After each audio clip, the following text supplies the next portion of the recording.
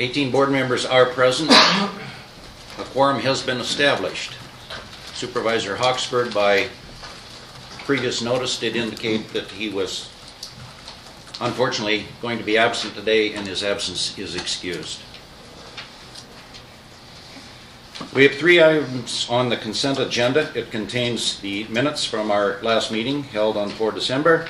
It indicates the date of our next meeting, which will be in March. I remind you, we will not meet as a board in February, so our next meeting will be on 5 March. And then there are certain technical amendments to the St. Croix County Code of Ordinances, Land Use and Development in Chapter 17. This is for Utterly Dairy. That information was in your board packet. So at this point, I would entertain a motion on the consent agenda. Motion from Brinkman, second from Schrottner. Proceed to vote. I have to put it in. Just a minute. And then second. Proceed to vote.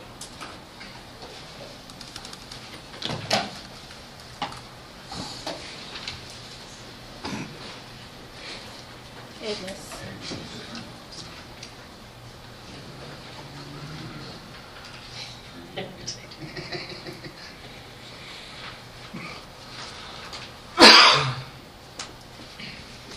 Unanimous. And the consent agenda is adopted unanimously. Supervisor Malik. Mr. Chairman, could I have a personal note here? I noticed that in this rezoning, in the background materials, there was a discussion of a potential future conditional use relating to some kind of an automobile repair shop. If that proceeds in its natural course, at some future time it would come before the Board of Adjustment. I'd like to note for the record that 3 of us supervisors are on the Board of Adjustment, and that our positive vote for the rezoning should not be interpreted as a prejudgment about the conditional use. So noted. I'm not aware of any presentation or recognition that is before us this morning. Pat or Cindy, either one. We do have one appointment. It does require confirmation from the board. Deborah Lindeman has been appointed as Public Health Officer. Chair would entertain a motion. Motion from Horn, second from Kiesler. Ron, get your second in.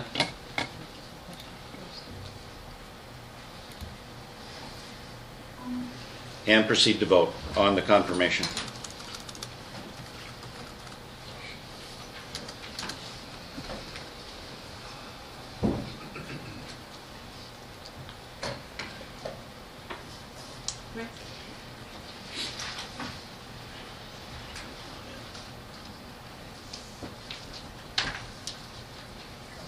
We're going to try it again.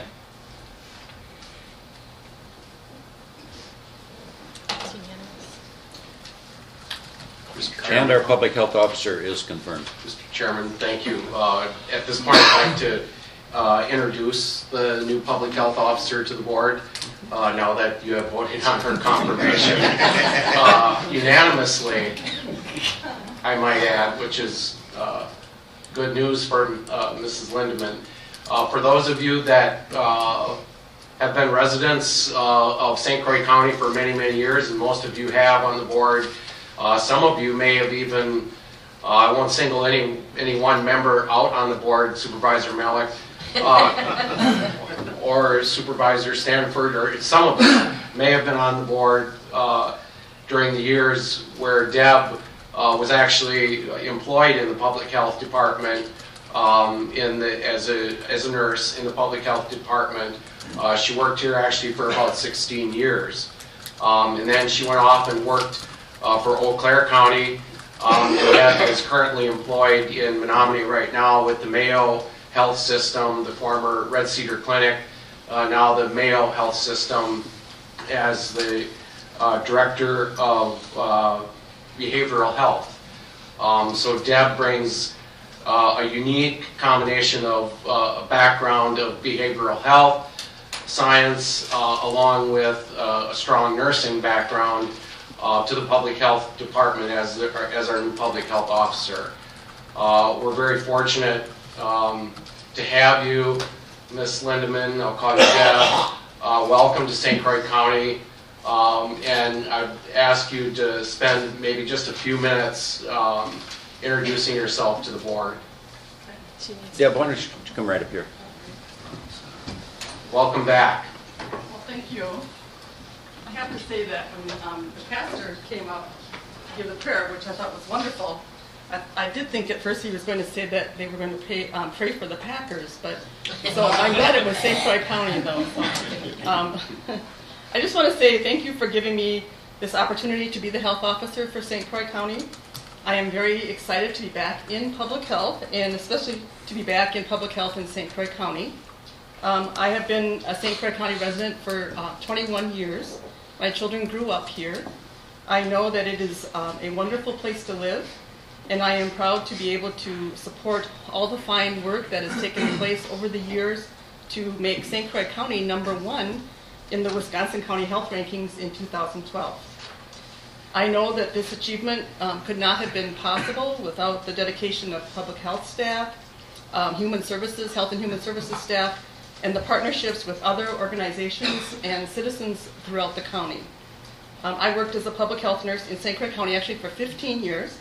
I recall that the county board and the Health and Human Services Board were always supportive of public health and supportive of the programs that impacted the health of the community. I will do my best to support the public health and human services staff, the county board, other organizations in the community, and the citizens of St. Croix County. And hopefully we can work together to maintain the county's #1 health ranking and to expand on the work that has been done to make St. Croix County an even healthier and safer place to live in the future. So thank you very much. I really appreciate it.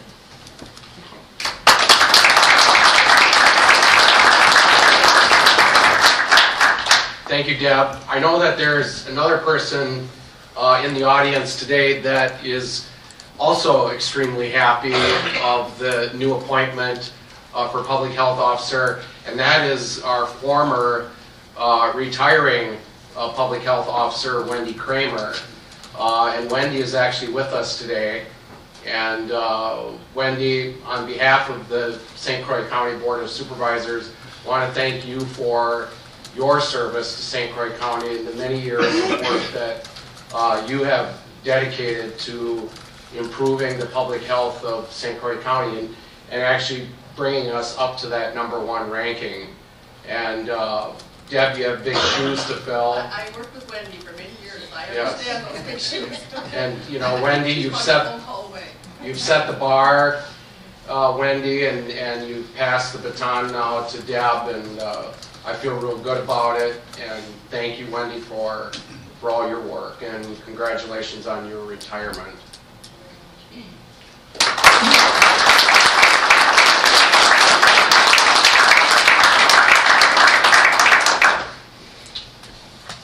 Pat, you're a risky guy. I was always taught that you were never supposed to observe that a lady had big feet.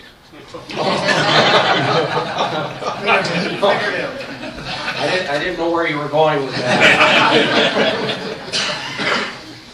Or their age. You know, I didn't talk about anyone's age, so I know that. And with that, we will turn to Pat for the County Administrator's report. Thank you, Mr. Chairman.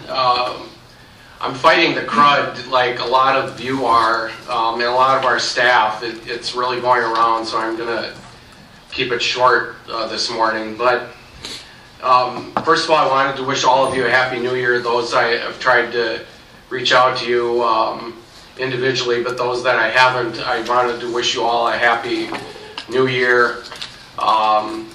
We're coming into an exciting year, 2013. There's a lot going on at the county. Where a lot of the projects that we've initiated over the past year in 2012 will be ongoing. The strategic planning effort of 2012 will continue into 2013, focusing on the key priorities of the board. And we'll be discussing One of the resolutions that's coming up today, I'll point specifically back to the strategic plan. And as I've mentioned before, resolutions and work that comes before the board should all be tailored to that. And we as a staff will work diligently to make sure that those items that come before you reflect the priorities of the board.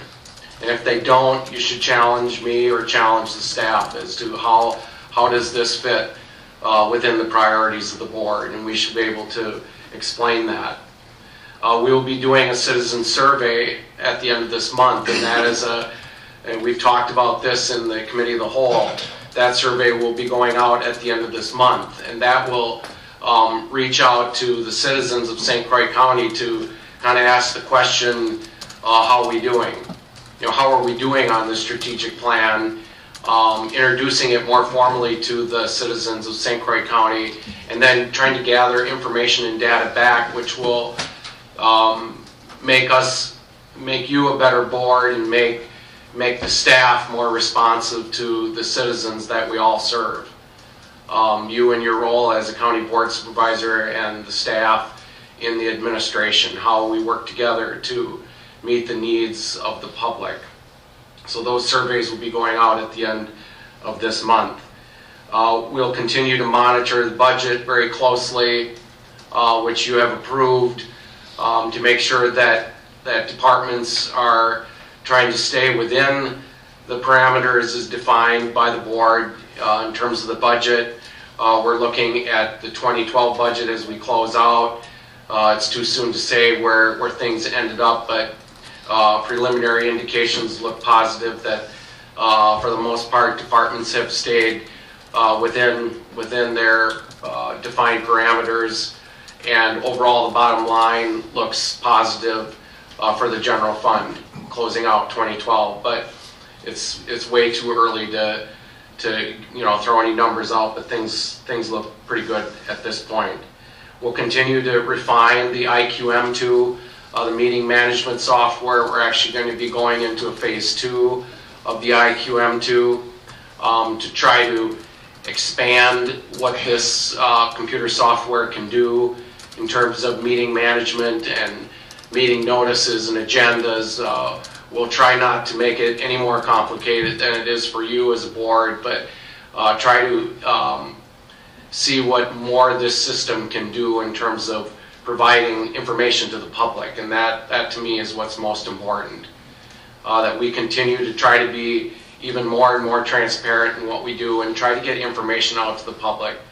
Not only as what the board is doing, but also the work of the committees, because that's where a lot of the work of the county board is done, is actually in the standing committees of the board.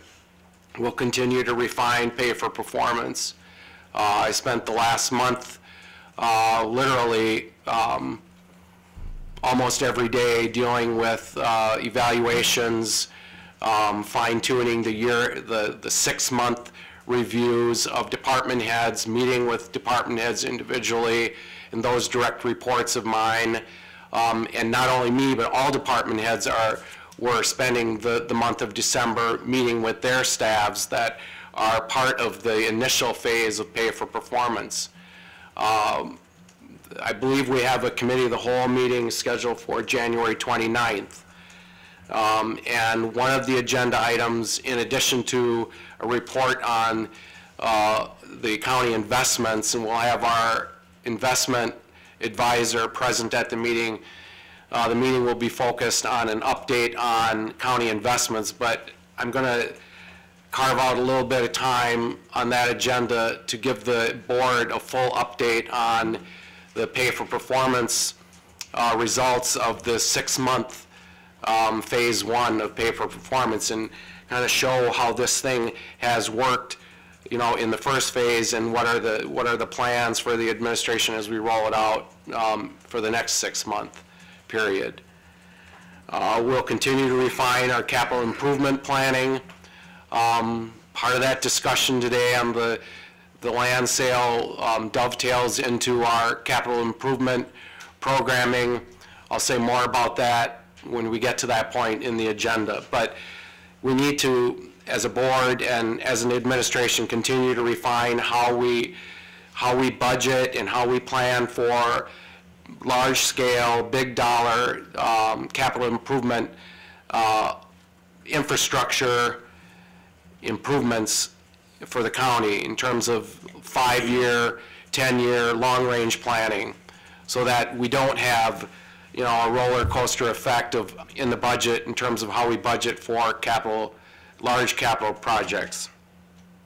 The board did allocate funding in 2013 for to continue to look at space utilization in the government center and other county facilities.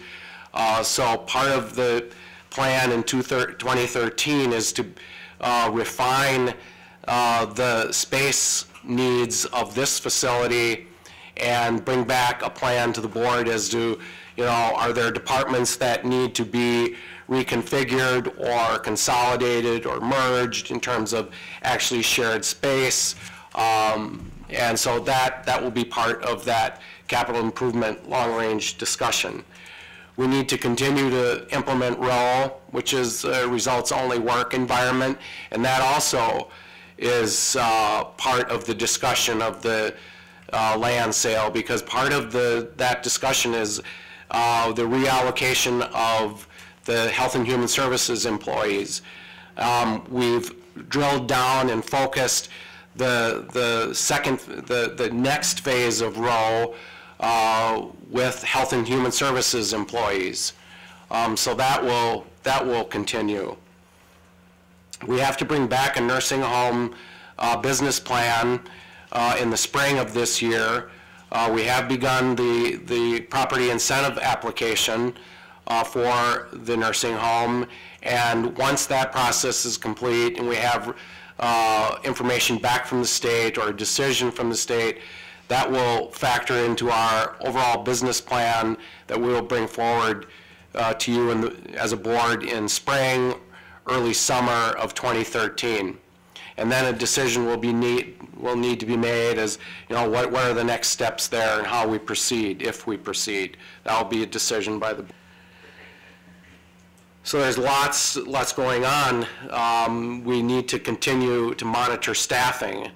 And as positions become vacant, which they will in 2013, there will be vacancies that we don't even know of yet. But we will continue to monitor that. I'll work very closely with Tammy Funk in HR to make sure that positions are examined when they become vacant, and work collegially with department heads to make sure that we're making good decisions on staffing as positions transition and become vacant over the course of the year.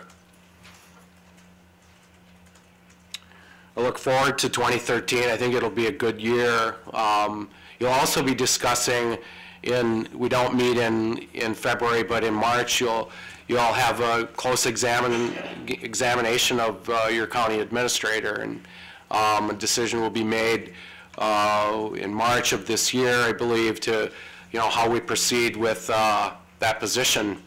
And so that will be an interesting discussion. I look forward to it.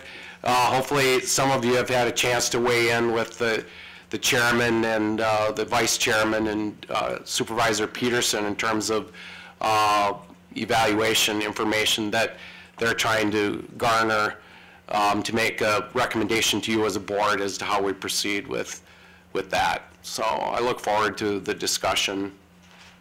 Thank you, Mr. Chairman. Thank you, Pat. Oh, excuse me. Time out. Sorry. I'm sorry to do that to you, but I wanted, speaking of staffing, I wanted to introduce a new staff member, Liz Roll. Liz Roll is the new assistant corporation counsel, and she replaces Heather Wolski, who took a position in Eau Claire County.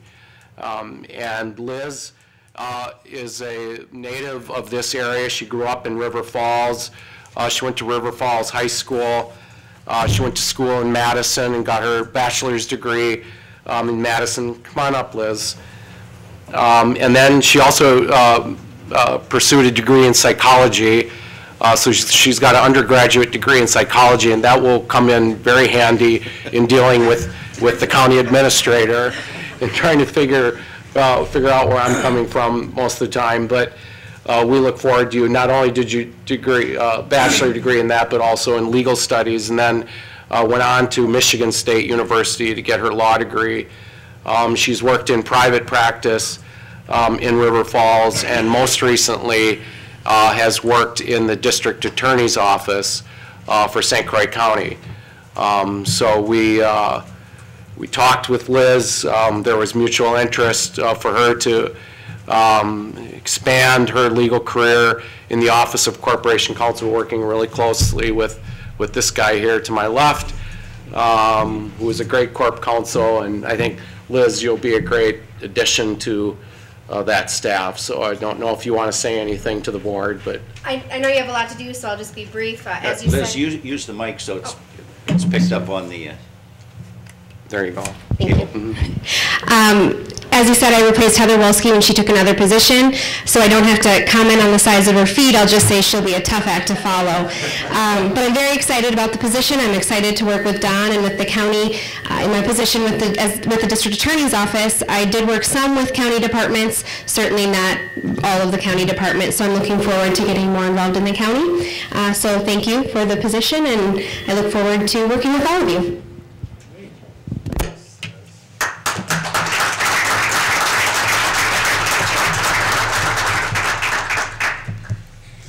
Board members, are there any questions of the administrator with respect to the report that was just given? If not, we will proceed with our agenda. I direct your attention now to two annual committee and department reports that also were part of your board packet. First is the 2012 County Treasurer's Annual Report. Any questions or comments concerning that report? Supervisor Osnes. Pat, I wonder if you can help me out on this one. On page, it's on packet page 32. It's under Lori's issues and concerns, and it's a safety concern. And partway through that paragraph, it said better safety measures should be considered for the front counter, not only in the treasurer's suite, but also other suites on the first floor that provide service to the public with open counter space. And then the note under that was the panic button or wall plugger was removed at the front counter this past year. Why was it removed, and why hasn't it been, or what's going on with that? I've got a concern with that. As I mentioned in my report, Dave, we'll be looking at that issue when we look at the space utilization of all the suites, all the departments within the government center in 2013. So we'll look at the front counters, how they're reconfigured, the gates, the security at the front counters, specifically answering the question on the panic button or wall plunger. I see Kristen Ziliak, you have your hand up. Dave, in 2009, the county implemented a desktop panic button alert system. So every desktop in the government center has a panic button. Prior to that, we only had 16 of the red wall plunger panic buttons in the building. Those were hardwired and monitored in the dispatch center via a panel on the wall. Eventually, we were able to connect those 16 panic buttons to the software system. But we did an analysis of the security of all of the suites in the building to determine who should get those 16. And the Treasurer's Department has a secure suite. Their door is locked. Nobody else's suite is locked like that. So their panic button went to somebody else. But all of the desktops in that suite have a panic button. So if that's the case and they're short on help and there's only one person in there and they're at the counter, how are they going to get to a desk to hit that button? Not every suite has a desktop alert. I mean, that is the reality of the system. We are evaluating where and if more are needed, but we can only go so fast based on funding. So at the time, I don't have all the detail in front of me, but another suite was prioritized over them because their suite is locked, where other suites are not.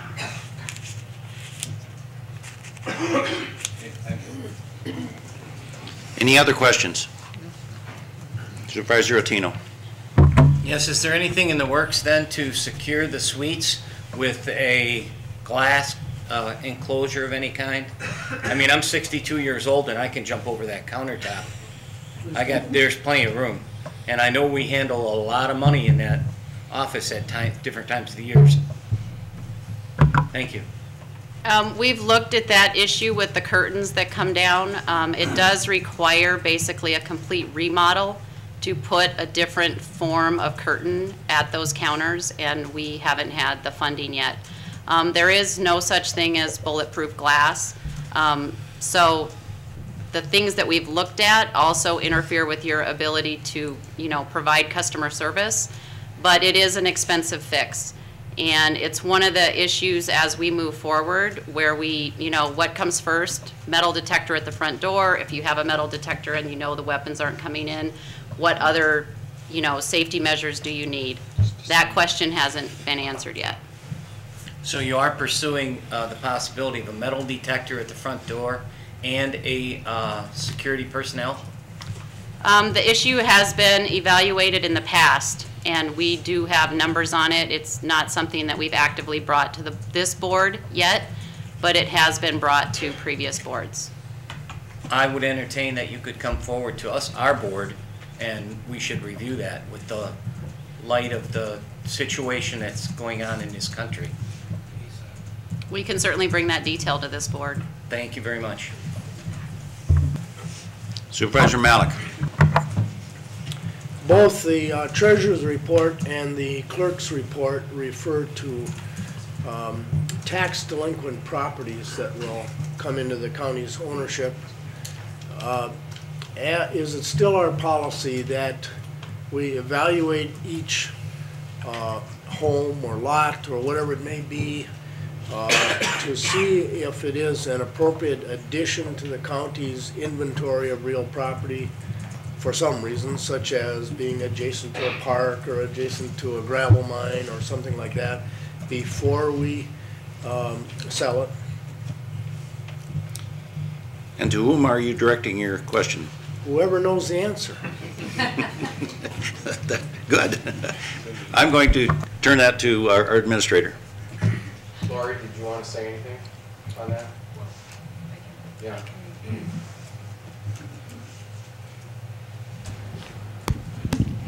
I guess to answer that question, we could certainly offer up that property being adjacent to another landowner. I don't know what that process would be. I guess we could send a letter to someone offering that. I'm not sure if it's a situation where it's all, I don't know, Cindy, have you ever run into that as far as? I think your question was offering it for county use, correct? Yeah, okay. considering retaining it. Right, and when I do see parcels like that, we don't get that many. It's usually Bilgo lots, 1 acre lots, not, a development in Woodville. There isn't really any county-owned land around it, and so I'm not really sure where to go with it or what to do with it. Am I right to assume that we never seriously entertain the idea of retaining homes and renting them, becoming a landlord? Not that I'm aware of. I would certainly hope not. What about the possibility that a property might increase in value in the future? No, We just let it go. we have not entertained, since I've been here, we've not entertained the concept of ownership for rental purposes. We Not haven't, since I've been here either. we haven't taken anything Oh, that well, would you predate me. rental. But you're better looking.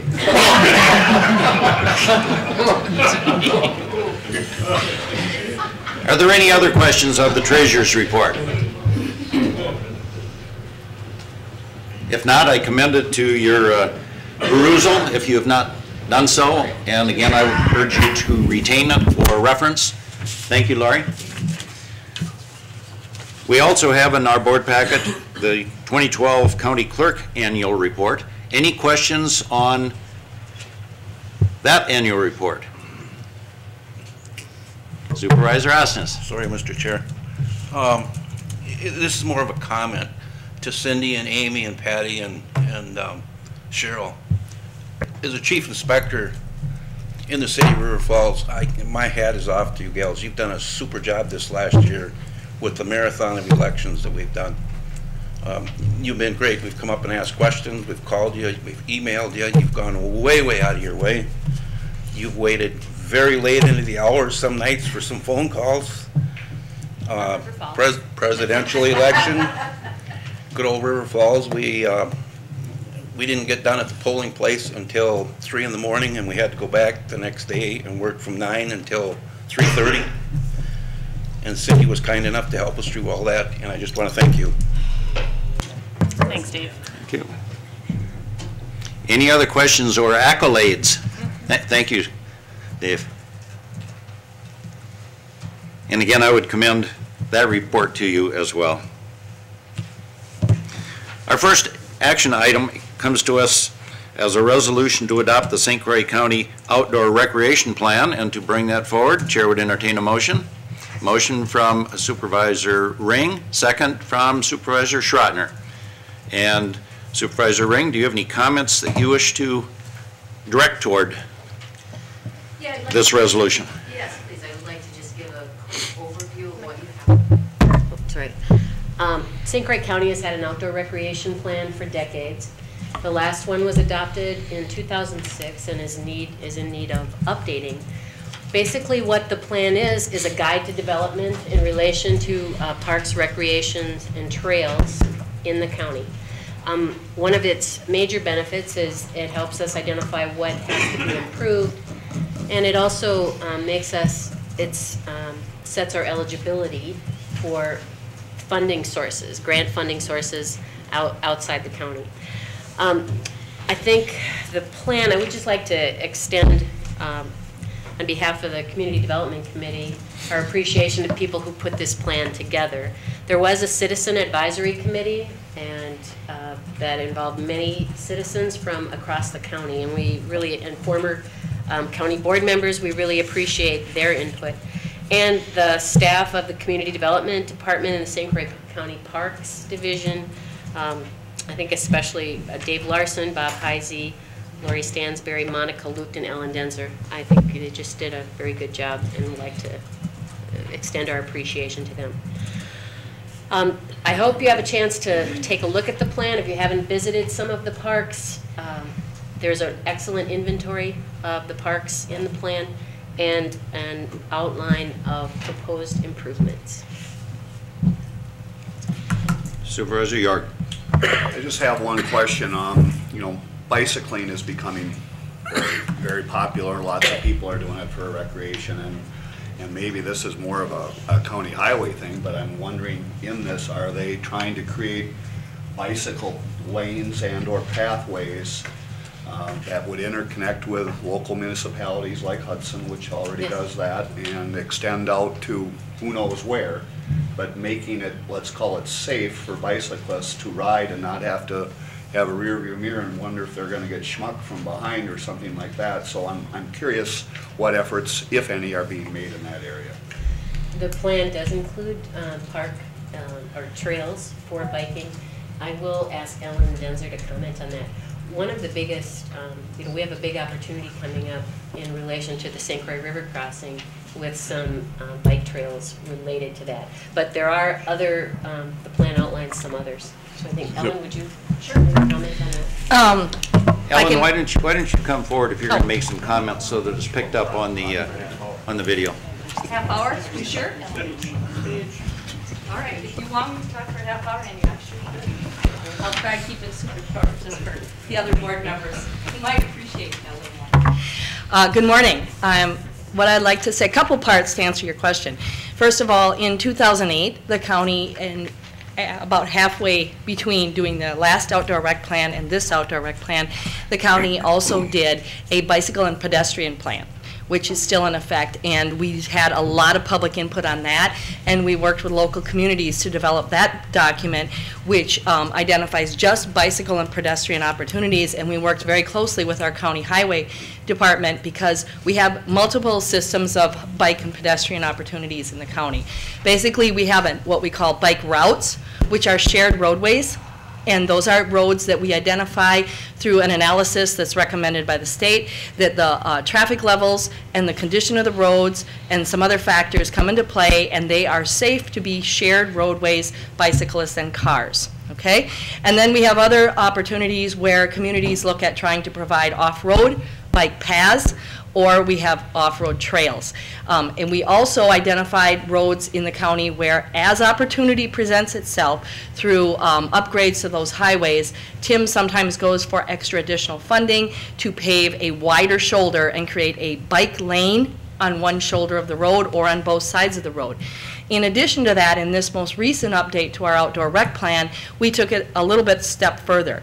We have several ideas. We know there's a very active group in the New Richmond area that works very hard at creating bicycling and pedestrian traffic opportunities for their community. And we have our county park staff, either Bob Heisey, or who's the director, or our one of his main people, Dave Larson, attends every meeting of that group to stay informed and work with them on opportunities to connect up with county facilities.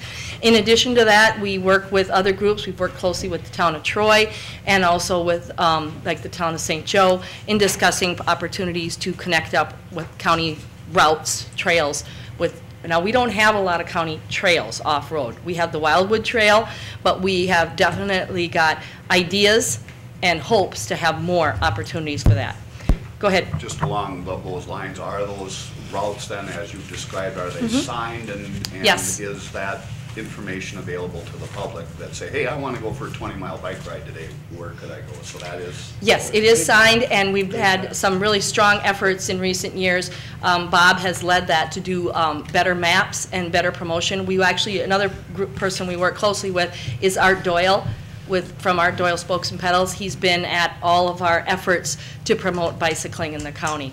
We also have worked to promote bicycling at Glen Hills Park and to have events. Bob's working right now to coordinate a strongman event at the Glen Hills County Park. In the past, we've had events that involve bicycling, swimming, and running at Homestead Park and Perch Lake. So we do what we can. But as for actually creating a lot of off-road facilities, that's a challenge because of the cost. And I'll just add that in the plan, near the end, we talk about the proposed opportunity with the loop trail that will be constructed as part of the St. Croix River crossing mitigation activities. And our committee is aware of that and is considering the county's role in that. And we discuss that in the plan. And we also talk about connections. How that could connect to River Hudson, how it could connect to Somerset, how it could connect to New Richmond. Go ahead, Brett. One last question. No problem. Four-wheelers. There's some people that love them. There's some people that hate them. Yes. What is the county's position and actions in that area, if I may ask? Absolutely. We tried to provide in the outdoor rec plan the facts. What is the current situation regarding ATVs, and how do they fit in with the county? We explored what our counterparts at the state, federal, and local level are doing, and we presented that information to our committee. As part of this plan, they could look at changing current policy, which is we only have the one off-road trail, and we do not allow motorized vehicles except snowmobiles on the off-road trail, the Wildwood Trail, right now. We do allow bicyclers, horseback riding, pedestrians, and snowmobiles seasonally. So right now, our committee did decide not to change the policy, but instead they instructed staff to continue to work with the ATV groups, because they did come to our public hearing and we had a very productive and positive discussion about what they hope to accomplish and how they see it, and we will continue to work with them and try to find opportunities to assist them. Thank you. Buck. But before you leave, I was... No problem. I was struck, there's some analogy between the loop trail associated with the new Stillwater River crossing and the use of the Wildwood Trail for ATVs. a lot of criteria were laid down. It takes nearly a page before ATV use would be used on the Wildwood Trail. I would encourage the committee to think proactively about what ought to be in place before the county would add the loop trail to our park system. As some of you know, the loop trail has been, oh gosh, I can't come up with that right expression. It's been an idea without a father, or whatever. Nobody has wanted to own it. And certainly an argument, I mean, it's clearly a good place for a trail. It loops through parks in Stillwater, comes up the big hill into Holton, Holton, out past the school, and then follows back along the new highway and across the new bridge, to connect up. It'll undoubtedly be an excellent trail from a Stillwater perspective. You can just imagine start and finish line right on Main Street in Stillwater, bicycle races, foot races, wheelchair races, all kinds of interesting things. But the biggest drawback to owning it really is not maintenance. I mean, maintenance is one thing, keeping it clear of snow, keeping it sanded, whatever. But the biggest issue is one that the sheriff has pointed out from time to time, and that is how to police it. A significant stretch of it, it would be difficult to get at except from one end or the other. And that's the section that parallels the new highway between where it turns a sharp corner just past the Holton School, follows the highway back to the new bridge. If a sheriff's car couldn't be driving on the highway westbound, headed towards Stillwater, towards Oak Park Heights, and jump over the fence and go police an issue that's happening over there. Intentionally, there are some bushes and trees planted along there so that the driving experience will be a pleasant one. This will be one of the gateways to Wisconsin. So visibility from the new highway into the loop trail is impeded to some extent by foliage and the vegetation. So there are some, well, the modern term is issues about owning that trail. So I would encourage the committee to think about it analogously to the way you thought about how to handle four-wheelers on the Wildwood. What would you like to see? You'd probably like to see the organization, an NGO, that is going to be a very helpful partner. You might want to see the town of St. Joe as an involved partner. And then those are just starting points. I think the issue is with the way it was presented to us is if the trail's getting built with or without our input, and if we don't shoulder the responsibility, we really wouldn't be able to help address some of those issues because it's going to be built. So there's the county, if they want to go forward and look into different ways of policing it, we would need to shoulder the responsibility, saying we are going to take control of it. Without that, they're just going to build it as to their specs. And if I can just expand on what Travis is saying just a little bit, the way it was explained is if we want to have some input into the design, and if we want to negotiate some additional things, perhaps funding assistance or address concerns about policing or that kind of thing, the county will need to decide if we're going to be involved soon, because that design will be completed, and then there won't be opportunity for input. They will go forward with some kind of construction, and it won't. That window will be gone. There's no huge hurry, and we intend to negotiate and see what we can do and get the best possible positioning for St. Croix County before the committee would bring anything back to this board for a decision. But at the same time, we will be trying to get the best possible deal. And I do think that we have been assured that as far as handling emergency vehicles, the trail can handle emergency vehicles as it will be designed, and we can assure that. It'll be built to a town road standard is what it will be. I understand that because, of course, I was involved in the planning of it. it's from the endpoints, though, of that Right. long stretch. And that's really the issue, unless you find other, create an access somewhere at the midpoint or some other way of getting into it more quickly. There will be an access And at there at the elementary school. So that's not halfway, but that will be a third access. We could maybe try to get another It one. may be well to think of cameras placed and monitored. These days, lots of things are being done with drones. Possibly there would be a way to call out a drone for an appropriate, when there's a 911 call. We don't even have security on our own building. We have excellent security in this building. I suspect we're wandering into the weeds at Yes, this here we point, are. so. Yes. Do you have a follow-up comment? Yes.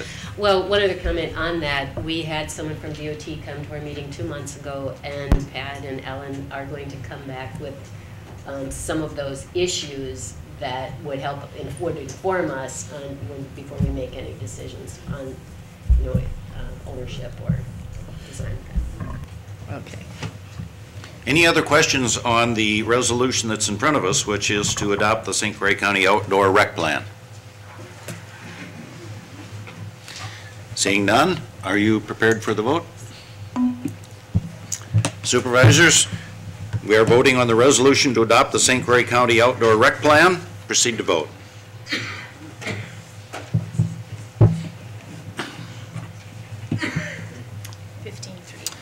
And the resolution is adopted.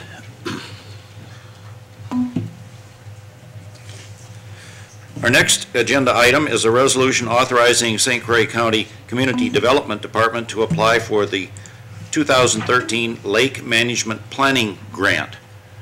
Chair would entertain a motion. Motion from Supervisor Ring, second from Supervisor Schrottner. Discussion.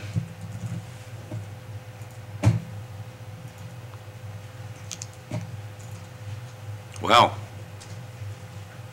Are you prepared for the vote?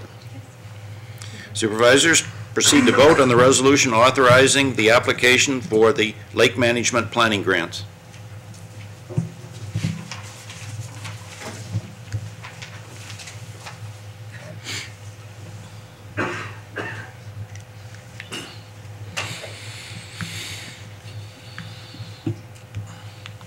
And the resolution is adopted.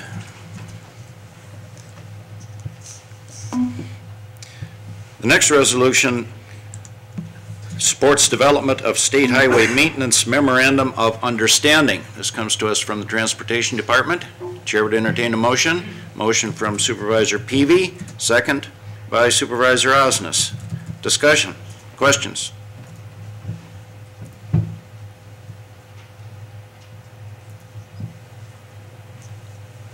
Seeing none, we will proceed to vote. Are you ready? Supervisors, you're voting on the resolution supporting development of the State Highway MOU.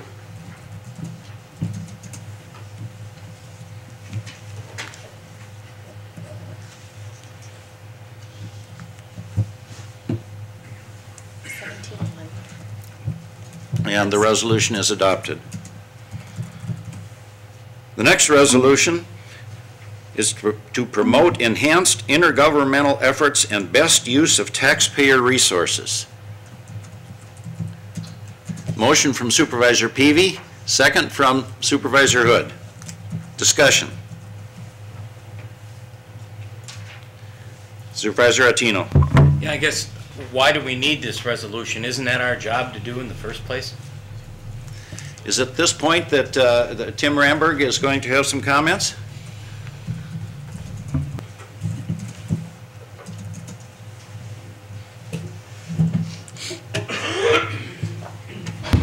Thank you, and that is a good question.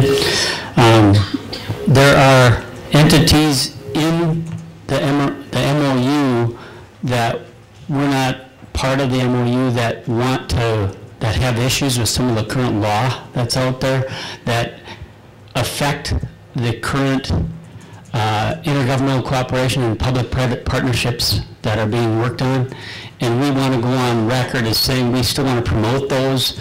We're just not going to stop and not look at those as an individual county. As an association and as WISDOT, they're not going to. But as far as counties and other associations, we want to go on record that yes, we'll promote that type of operation because there's still other efforts yet to be done that other entities feel, and we don't want to make it look like that's not being moved forward.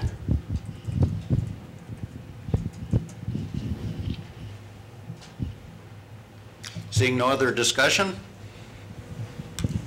supervisors, we're voting on the resolution to promote enhanced intergovernmental efforts and best use of taxpayer resources. Proceed to vote.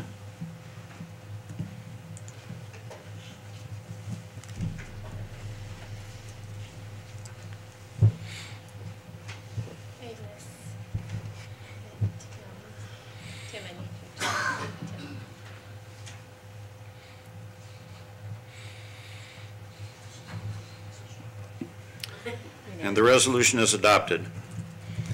Next resolution also comes to us from the Transportation Committee. It is a resolution urging state legislators to vote in favor of transportation dollars for transportation. Chair would entertain a motion. Motion from Supervisor Peavy, second from Supervisor Osnes. Any discussion?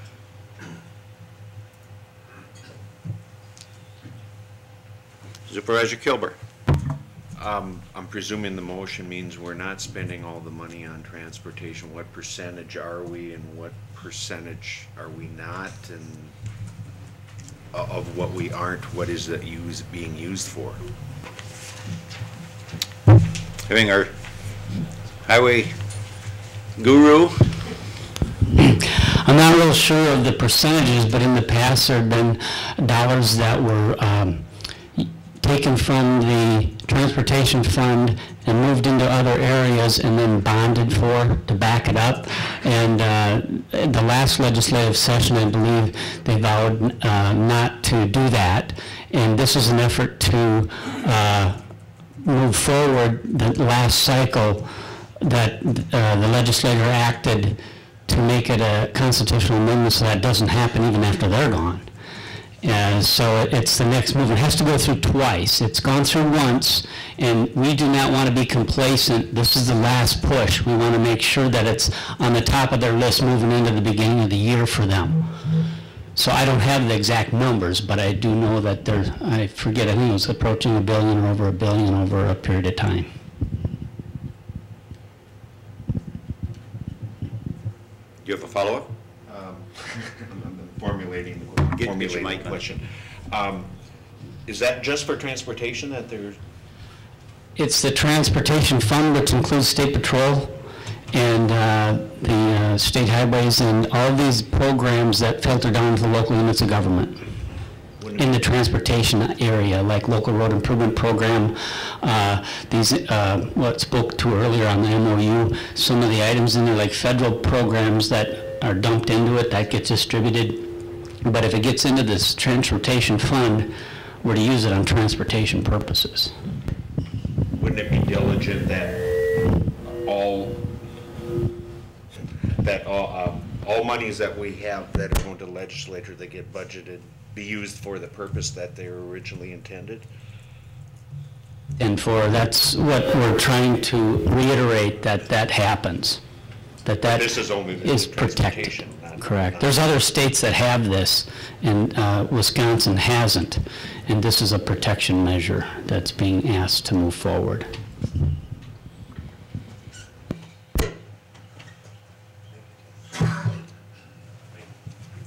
Seeing no other questions, supervisors, we're voting on the resolution urging our state legislators to vote in favor of transportation dollars for transportation. Proceed to vote.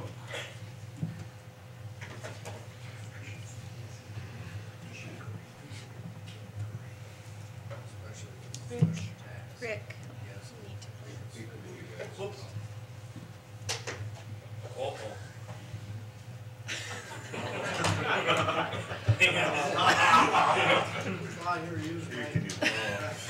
Yeah.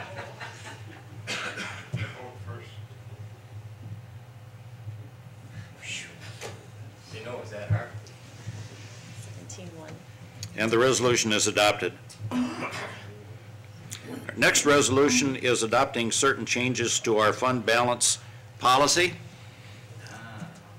Motion from Supervisor Peterson and a second from Supervisor Hurchin, Joe Hurchin. Discussion.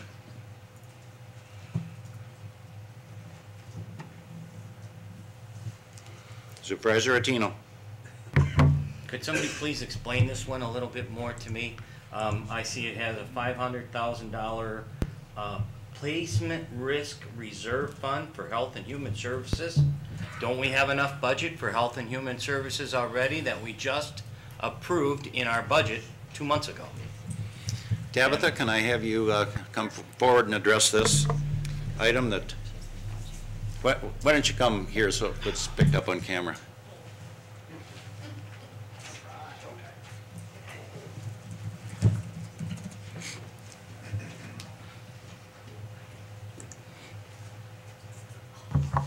Okay, what we did is in 2013 is the first year we've changed how we're budgeting for health and human services. In previous years, they've come into about $1 million surplus. So what we did is did a 3-year average of where our placements were to develop the 2013 budget, to develop a more realistic average budget, knowing you're going to have ebbs and flows. Placements is the largest area that you're going to have a fluctuation. They are the largest cost. You could have a placement at a Mendota, like a state institution mental facility, for $1,000 a day. You could have a child that goes into residential care facility for about $8,000 a month. Those placements are very expensive, and the least, we're budgeting on a 3-year average, knowing we could have highs and lows, but we're trying to rein back how we're budgeting. And ultimately, our goal is to not spend the $500,000, but that we have this tool developed for us should we need it. So an analysis would occur no matter what at year end to develop, to determine if HHS is over, where they're over, and why they're over. In other words, in terms of trying to keep that portion of the Health and Human Services budget at a bare minimum, rather than budgeting high for unexpected expenses and budgeting high for that, we've significantly reduced the budget to a bare minimum, but yet still the thinking is still allocating a portion of the fund balance as a risk reserve. In other words, if those dollars, if there are some expensive placements, we will have a reserve set aside specifically and only for that purpose. It's not for any other programs. It's not for any other area of the Health and Human Services budget. It's for that item specifically, so that at the, rather than driving up a budget, we're keeping it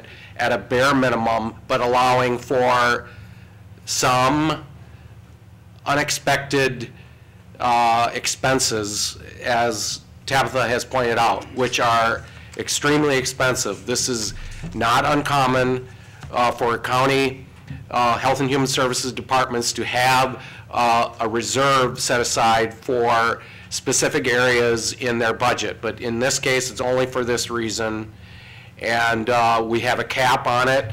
Originally, there was it was more open, and the Health and Human Services Board put a cap on that. And if those dollars are not used, it stays within that designated reserve, and it's very tightly controlled, tightly monitored in terms of how those dollars are used. Supervisor Malik? It appeared to me that GASB 54 allows this, but does not require it. Did I understand that right? That's correct. Part of our, can I just interject one thing? It also appears to me that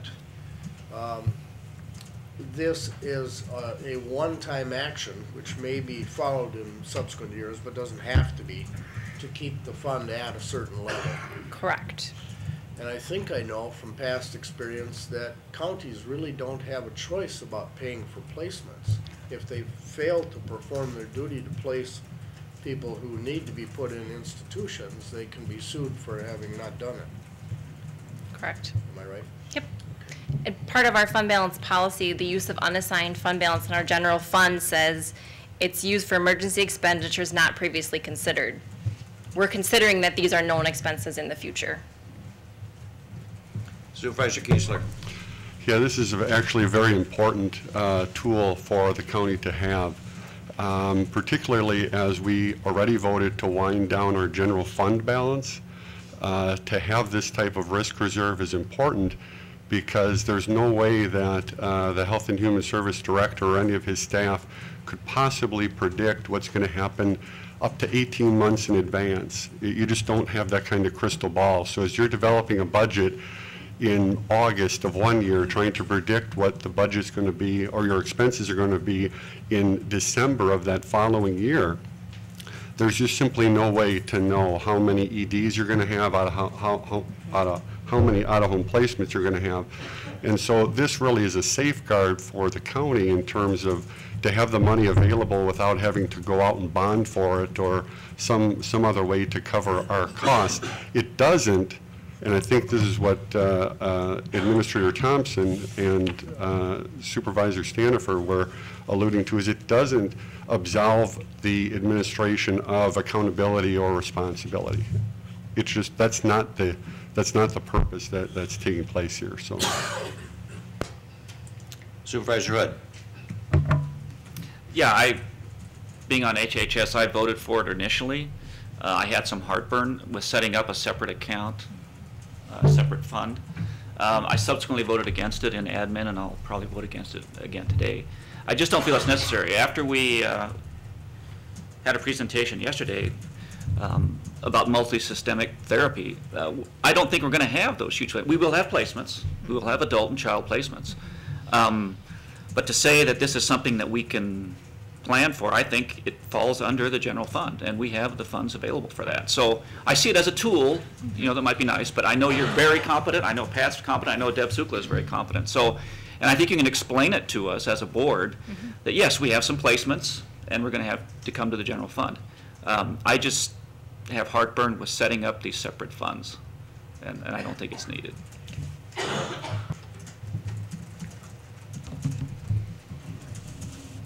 Any other questions, comments? Seeing none, I think we're ready to vote. Thank you, Tabitha. Supervisors, we're voting on a resolution adopting certain changes in fund balance policy. Information was contained in your packet. Are you ready? Proceed to vote.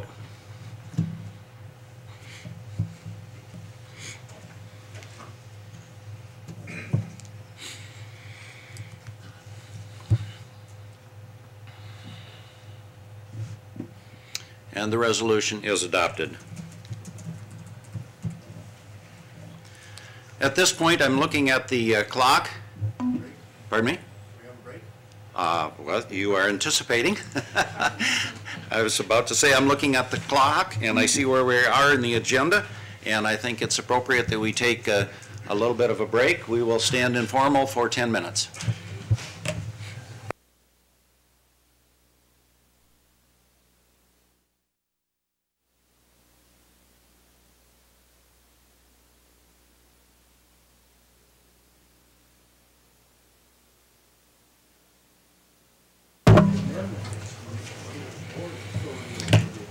Okay, board members, we are back in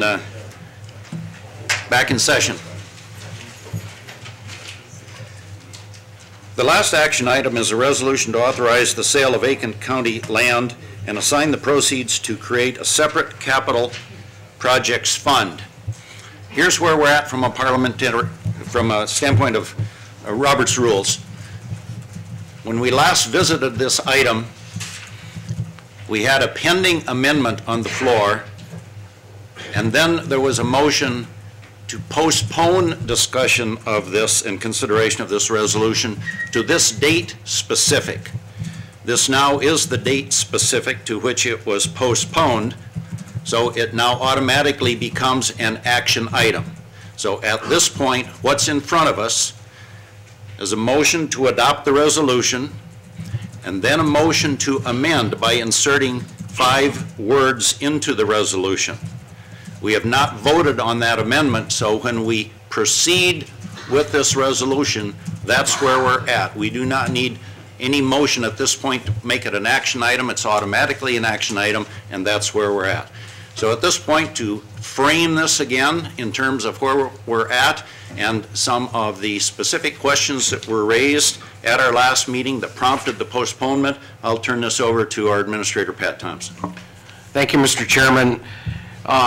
Going back to what I said in my opening comments or my report this morning, action items that we bring before you should in some way or another, hopefully in many ways, address the strategic plan of the board. And this resolution, as I've mentioned before, addresses or tries to address key components of the board's strategic plan in terms of public safety, protecting at-risk populations, addressing the financial health, the fiscal well-being or fiscal stewardship of county resources, and community and economic development. Those four areas, those four key priorities of the board, we're trying to address by action taken in this resolution. This came up at our December meeting, and it was postponed until today. And over the past month, the staff has worked with the various standing committees of the board and placed on the agendas of each of the standing committees this item, rather than trying to squeeze a committee of the whole meeting in the month of December. Another approach, and it worked out quite well because we spent considerable time with each of the standing committees discussing this issue and answering as many questions as possible. And it seemed like when questions were raised, they were excellent questions and good discussion by each of the committees. The committees didn't act on the issue. It was more of a Q&A session, and it was a good process. And I hope that for the most part, I hope you feel that the staff has been responsive in terms of trying to address some of the questions that have come up. Those of you that know me or are getting to know me is I like to try to keep things fairly simple and not overly complicate issues. And so when I look at this issue, at least for me, and I've tried to steer the staff in this direction when we address this issue, is what is the purpose of this resolution? What are we trying to accomplish? And how does it address the financial situation of the county, and what programs or what areas of county government are we trying to improve?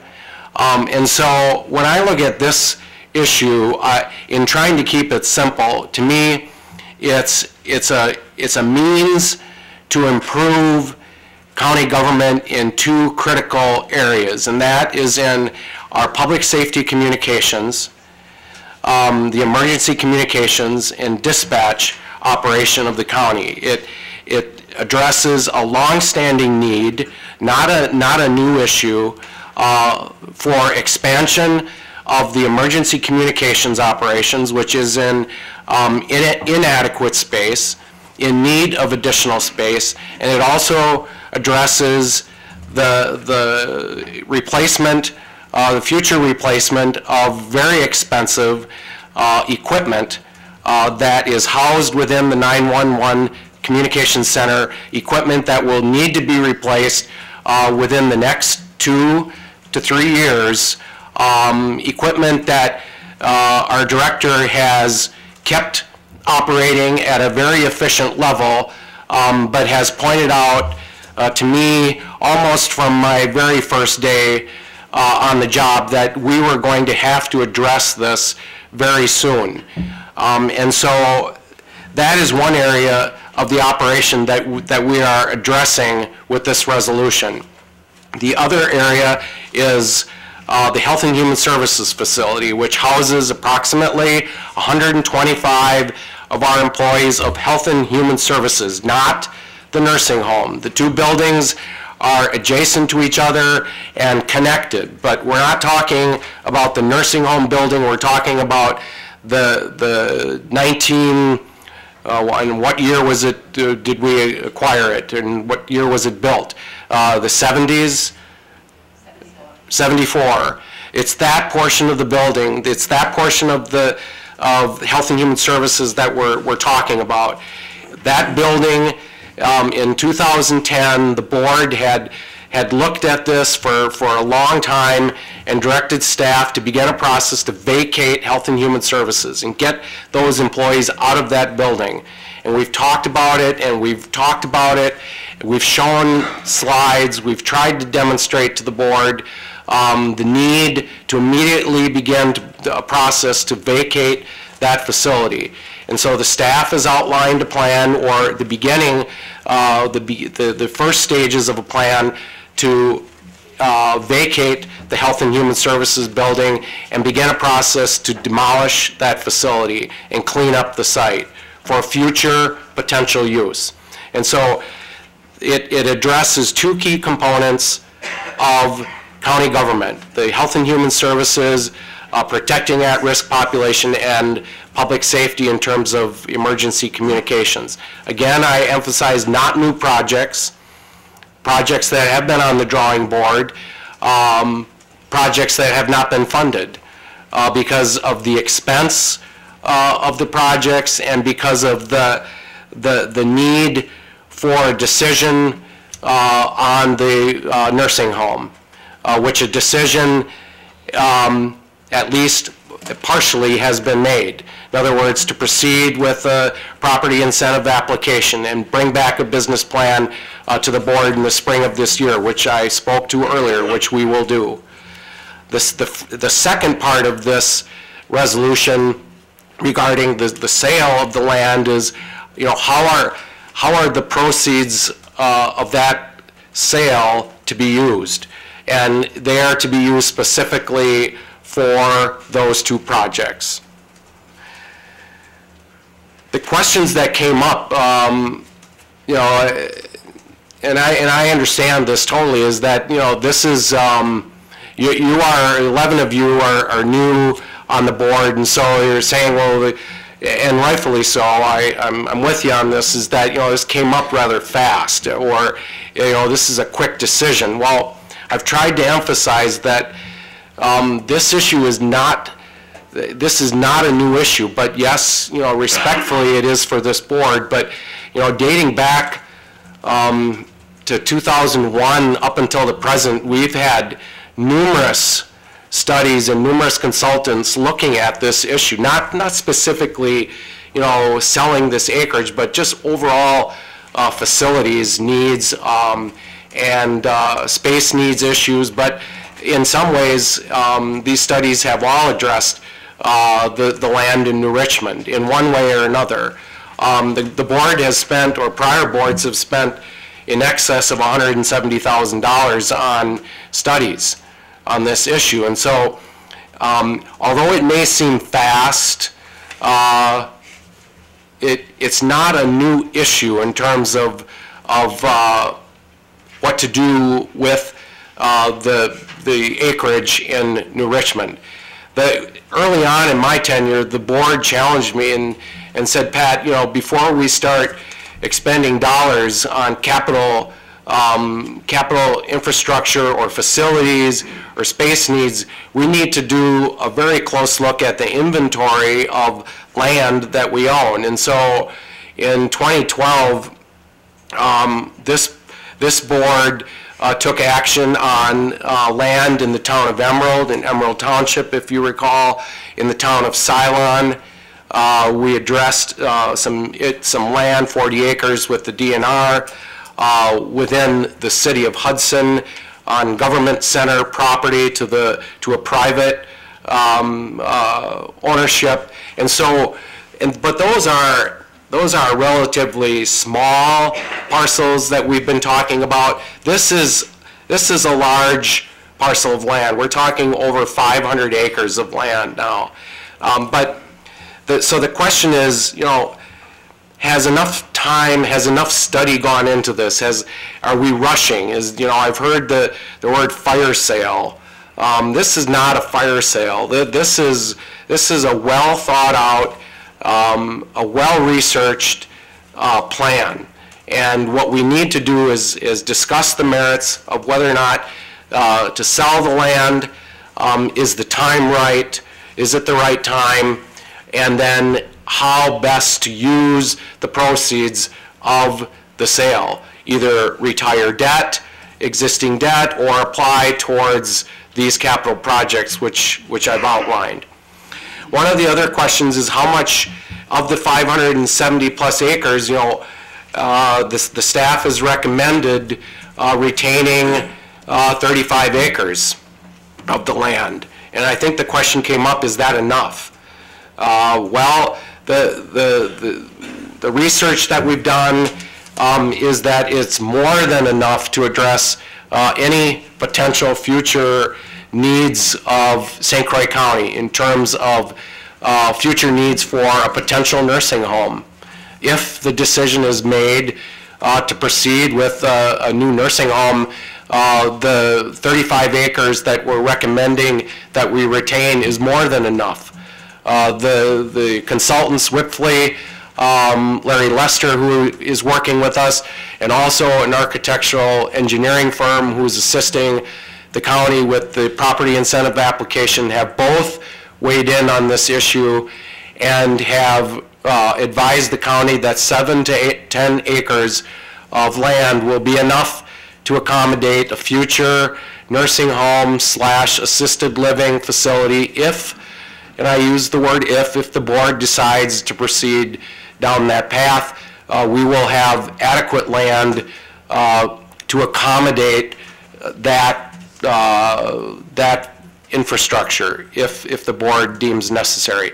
And then some ancillary miscellaneous. There's some cemeteries out there that we need to be respectful of, and we will do that as we proceed. So to answer the question, is what we're recommending we retain enough? The answer to that question is yes, unless the board has designs for other uses of the land. If there are some thoughts that the board ought to retain additional acreage for future development or whatever, that's outside of what we're recommending at this point anyway. Another question that came up was minimum price, the actual pricing on how much is the county going to sell this land for. Well, that's not an easy answer. That's not an easy question to answer, but we need to try to address it as best we can. So the staff brought in licensed realtors, licensed auctioneers. We met with 4 various firms or individuals. We've brought one here today to try to address this question specifically with the board. Before I bring him up here and his partner, I want to let the board know that we are not under contract with an auctioneer. We have not engaged officially or formally this individual that I'm going to introduce to you, but he is advising us and giving us input, information to make good decisions and to advise the board in a wise fashion.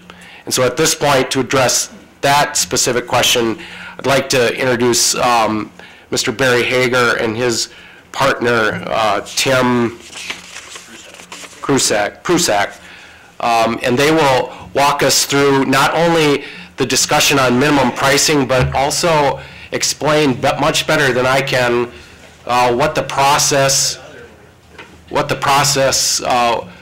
is in terms of how this land would be sold. Barry, welcome.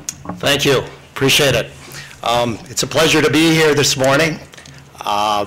Initially, I was going to say just thank you for the opportunity to be here. I still want to say that, but with that being said, I added a line that actually blew me away. I was sitting right back there through this entire process, and I want to give everybody here a compliment on how the process is being ran.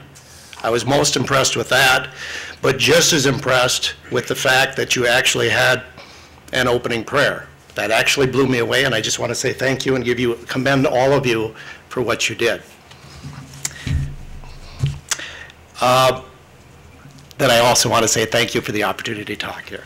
At any rate, I'd like to introduce myself. My name is Barry Hager. I am an auctioneer. I live at Ellsworth, Wisconsin. This is my partner, Tim Prusak. He lives up by Clayton. We've been in the auction business for approximately 35 years. Tim has actually worked for me or with me for about 20 to 22 years at that time. The nice part, I worked with my dad originally in the auction business, and we were a team. When Tim and I got together, he was oriented in the auction business, but we clicked in that same regard, and I'll compliment him in that same regard, that we clicked together like a team of horses from the old days. If that team is pulling together, you know how it's going to happen. You know it's going to be better. He can literally be looking that way. I can be looking the other way. We know exactly what the other guy is doing because you've worked together for so many years. As far as me personally, I was born and raised on a dairy farm in Ellsworth, Wisconsin, Pierce County. Ran 500 acres of land, and we had a registered herd of cows.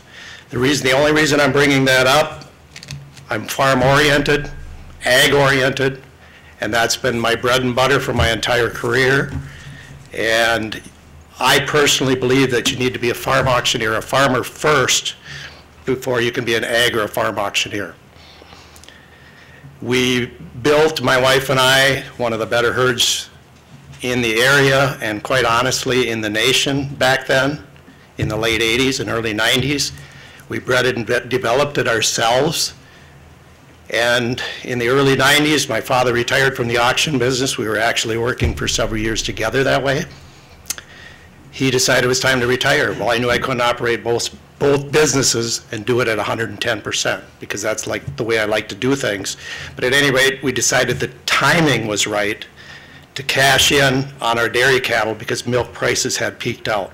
It was $14.76 back then, because I still remember the check. I told my wife our herd was timed right, the dollars were timed right, and I could see where the registered business was going. Long story short, I sold my own auction. I managed my own auction. We had buyers from the state of New York, literally, buyers from the state of California and Canada, literally, plus throughout the Midwest. We had the top dispersal in the nation in that year. Not saying that to blow my own horn, to blow smoke. I'm saying it because it made me a better auctioneer. I know what the seller's going through. We had our entire life savings on the line that day, and that made me produce at a better level, which I still instill today. Okay, with that being said, I've been a licensed real estate broker for about 30 years. Tim and I have both been in the auction business for 35 years, and I've been a licensed auctioneer for 35 years.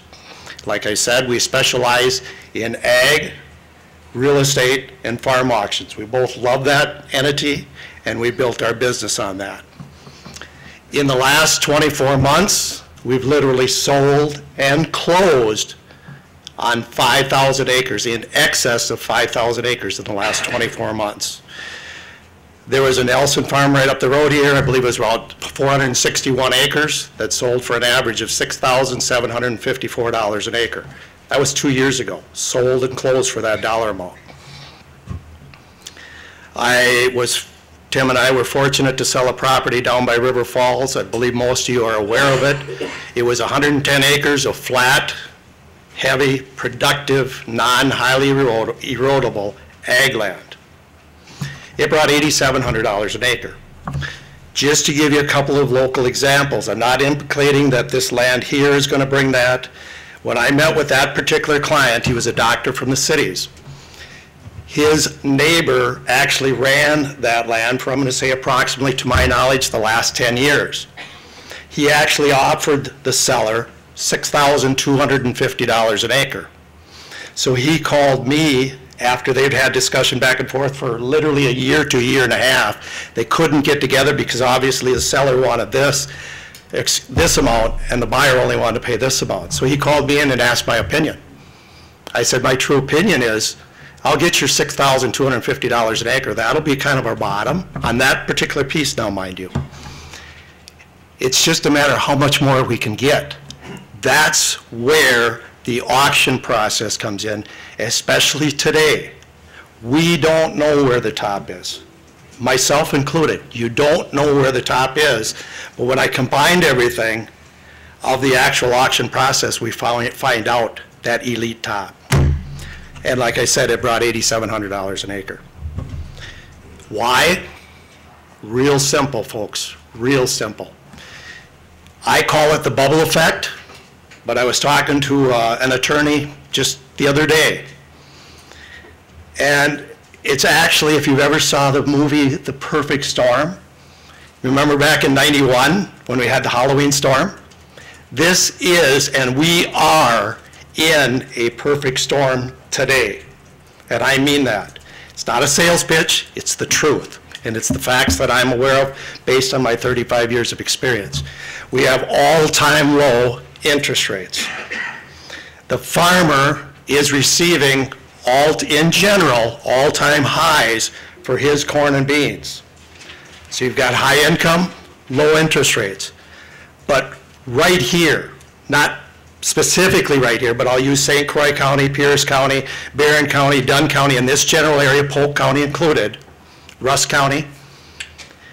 The last 3 years, nearly every farmer that I've talked to has had record income, not gross record income. That's an easy number to have. I'm talking net income. These farmers have more dollars available to them today because of the last 3 years' income that I've ever seen in my entire lifetime, not even factored in inflation. So that's what creates this bubble. That's what creates the perfect storm. How you could ever duplicate that again, I honestly don't know. There's a couple of type of auctions. There's an absolute auction. The term absolute means just what it says. It's going to sell. It's promoted that way, it's advertised that way, and it's stated there's no minimum. It's stated there's no reserve. That's the terminology of absolute. The other type of auction is an auction with reserve. Every auction, unless you see the words absolute on it, by Wisconsin law, is classified as an auction with reserve. That's Wisconsin law. The only way a licensed auctioneer can conduct an auction in Wisconsin and do it absolute is there is no debt on the property. That way, you're not answering to the bank. You have to cover that mortgage first. If there's indebtedness on the property by law, we're not supposed to conduct an absolute auction. So that's priority number one. The vast majority, and when I say vast, I'm going to say about 90%, might be 87, might be 92, but let's use 90. The vast majority of the land that I sell in the last couple of years is absolute, and I promote it very, very strongly, not just because I believe in it, because it's a proven statistic throughout the nation. We do a continuing education, and they state, and they have proven statistics nationwide, where you will get a minimum of 5 to 10% more with an absolute auction. I've seen cases where it might be the same once, but I've seen more cases where it's more than 10. Why? If you're going to take your time, Travis, and you're going to do your due diligence, and you're going to go to the bank, and you're going to get your wife's blessing, both of them are rather difficult on a given day, why are you going to waste your time if they aren't going to sell it anyway unless they get this many dollars? I can't buy it anyway. I want everybody to come to the table, quite frankly, with their guns loaded. They come to that auction, you get enough of them compiled at one time, it creates competition. You create competition. Goes back to what I just said. We don't know where the top is, and that's when you blow the lid off. I've done it. I've done it several times in the last 24 months, and Tim and I have got people to do things they wouldn't normally do on a given day. That's our job. I've even had, Patrick mentioned the term fire sale. If you went back to the Depression, true statement for an auction, fire sale. From the old way, they were categorized. Simply not true today. Barry Hager had an auction in the early 90s. I used it as a sound management tool to capitalize on my wife and I's investment to turn it into dollars because it was the right time. From that day forward, when I said it made me a better auctioneer, when I sit down with a potential client, in this case I would say, i.e. all of you sitting here, it's not my job to sell you or talk you into selling this land. That is not my job. That's your decision to decipher that, okay? With that being said, my job is to lay out the program, how I can put the most money in your back pocket. That's my job. Treat the seller fair, treat the buyers fair, be honest about it, but in the same regard, turn around and get the most money for you.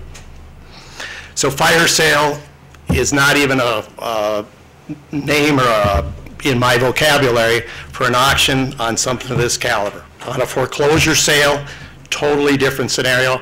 I have had realtors in the last 12 months, realtors plural, refer their client to me, strongly suggesting just have an auction on it. He's blowing the lid off. He's getting more money than I can list it for. And they laugh at you when you're listed for that, and they'll stand right there at the auction and pay more. The auction in River Falls closed December 30th or 31st. I don't recall the day, but around the 30th of December. Auction was held on November 28th. That neighbor that offered $6,250 an acre wouldn't pay a penny more out the back door, one-on-one. You created the auction process. You created an urgency. Whether that urgency is there or not, it's a false urgency that is created by that hype of that auction, okay? He bid, and I'm not disclosing who it was, and Tim will verify this, I believe his number was $7,500 an acre. That's $1,250 more than anybody could ask him or get out of him offer in the last 12 to 16 months, correct, Tim? Okay. He didn't get it.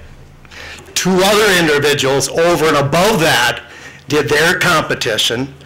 One of the buyers, I know my buyers. Tim knows his buyers. You get in their space, you break that plane, they'll do something they wouldn't normally do. His chest popped out. There again, without saying names, I knew he was going to buy it. You read your buyers. And he had a piece of paper laying there from this number to this number. And I won't say what that was, but it was substantially less than what he paid, okay? His top number was substantially less than what he paid. And I still had him in way up there. Why? Because it created urgency and his adrenaline kicked in and he's a proud man, his chest popped out, and he was going to buy it. And that's what happened. So that's why the auction process works. Then we can come into what Patrick was talking about, determining the minimum, okay? There's a couple of issues there that need to be addressed. I'll tell you my personal view, and I'll tell you why, and I'll tell you why I know it works. I met with the other staff, and of course they said, well, do we need an appraisal? And I said no. They go, what? Basically, I said, what? I said, no. The auction is the appraisal. You consolidate that many potential buyers that have the wherewithal to write the check, which will get done. They will establish the true fair market value. The auction is the true fair market value. I could have each one of you hire your own separate best appraiser. It's one person's opinion that day. That's it. He's not writing the check, it's just an opinion. And what's he going to do? He's going to call me and ask, what did I sell this land for? What did I sell this land for? And I'm going to email it back. He's using my comparables. Why? because I can, there again, without saying names, I can rattle off a handful of appraisers in the vicinity that you would all call that are well-respected. I've talked to them on the phone, and we've done emails back and forth because they're using my numbers. But more importantly, let's take that and park it. Okay? Here's the appraisal. Fred, you see that appraisal? I don't care what the appraisal says because it doesn't matter what we're selling. But let's use a benchmark of a house of $100,000, okay? Fred, you see that? Okay, Bill Smith appraised that from Hudson, shows some comparables, got this nice big fancy pamphlet and file this thick for several $1,000s, says that house is worth $100,000. Fred's going to look at that, and I'm going to open up the bidding, and I'm going to ask for $100,000. Common sense tells me to ask that, right? Okay? And then the bidding will start here and work its way up. When we get close to 90 or 95, or for goodness sakes, 100, there's an excellent chance that Fred's all done. I just turned him, I took the key and shut him right off. That's what I did. You don't know where the top is today because these farmers have so much liquid cash available. I'm not talking just the guy that runs 40 acres on the back 40. I'm talking the guy that runs 500, 1,000, or 5,000 acres. And I'm also talking the investor today that can net or yield 0.5% in a 0.6%, pardon me, in a CD. Where's he going to put his money? He wants a return on his money. That's why he's a millionaire. He wants a return on his money, okay? That's why the fire sale, the appraisal, isn't really necessary. You can do it if you'd like, if that's your wishes, on all but one, believe this or not, folks, all but one, I haven't had an appraisal, and I've sold them. Our closing rate is impressive. Even when we get that offer, it's an as-is. It's a cash offer. It's not contingent upon Agnes selling her other property. It's not contingent on financing. That's all done in advance. The farmers today, the investors today that I have on our clientele list is dramatic. They have deep pocketbooks, and if I said to Tim, call up so-and-so, tell him we got this coming up, he could pull, believe this or not, he can pull out his checkbook and write a check for $1 million, $2 million, $5 million. Might not have all that in petty cash, but he's got a large sum there, and he can make a phone call in 24 hours, he can have it. They have that ability today with the solid investors and the solid buyers that we're dealing with that are writing these checks, okay? Like Patrick said, I don't have a contract. I made my presentation to this staff. I'm making my presentation to you. I'm not selling myself so much as I'm selling the auction process because I know it will yield the most money if that's what you would like to do. And it's a proven fact because I've done it for years, and the last 2 years are unbelievable. Commissions, buyer's fees, I don't care what you sell. You can go sell your car. You can sell pretty much anything. Somebody's got to have to pay somebody something somewhere. There's a fee for the transition, a cost or a commission. Tim and I have used a buyer's fee in a very, very remote number of places. I personally don't believe in it in this regard. If you want it, I'll offer it. I'm going to advocate against it very, very strongly. Farmers in general have never seen that up here, okay? It's brand new. And the vast majority, I'm talking 90% of the farmers I talk to, they're very angry if you're going to charge them extra after they bought a $50,000 tractor. Then you're going to add on this commission. Oh, by the way, you owe us $52,500 or you owe us $55,000. What? You know? So Tim and I don't use it on our ag sales. If you're selling a dish for $5, probably isn't going to make much difference. Probably will omit that buyer's fee. Probably won't even factor it in. If you're going to spend $1 million, trust me, anybody with money saves it, has earned it, has worked for it, he's going to factor in that expense over and above the $1 million. But it does two things. It creates a wall, and all of a sudden, I don't want to pay that. I don't want that. I want you with me, with Tim, so that we're working together to get the most money. If I've got that mini wall put up there, it's just one step that Tim has to step over to get in your space to get more money out of you. That might sound a little bit rough or rude, but it's the truth, because we're putting on a show at the buyer's expense. That's exactly what an auction is. The other one is, how many times have you seen it, Tim? I want them to pay attention to us, so we're keeping them upbeat, creating that urgency.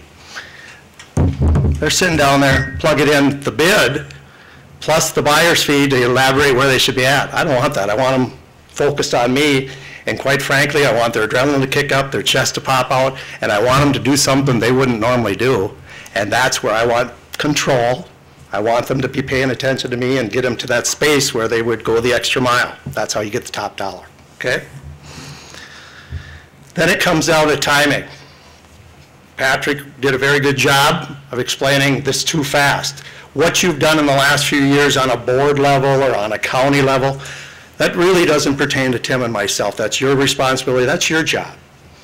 Whether you want to sell it or not, there again is your job. But if you're going to sell it, I've been an auctioneer for 35 years. We are in that perfect storm. And I truly believe that. I've had large clients that have had recent auctions or are going to have a couple others in mind that are really going to have an auction on their properties. Because I told them 2 years ago I'd sit tight for another year and see what happens. You take this drought, that's huge, guys. That's really, really huge. Here, we're capitalizing on it at the loss of Nebraska and Iowa and Illinois or whomever, because down there, they maybe got whatever percentage of their crop. But up here, we've got a few more heat units than anybody I've ever seen. We got the moisture at the right time in general, and we got the best crops we've ever seen in the last 3 years. So we're in an area where that's where that surplus money is at their expense, because now corn is $7, $6.85 right today. It's at an all-time high in that $6 to $7 bracket. If it wasn't dry down there, it would not be $7 today. If we have a really good crop year this year, that's great. But then you're going to have a surplus and you're going to see corn drop to a different number, and it won't be $7. Now let's draw the other picture where it's dry here. We got lucky and got those nice rains at the right time.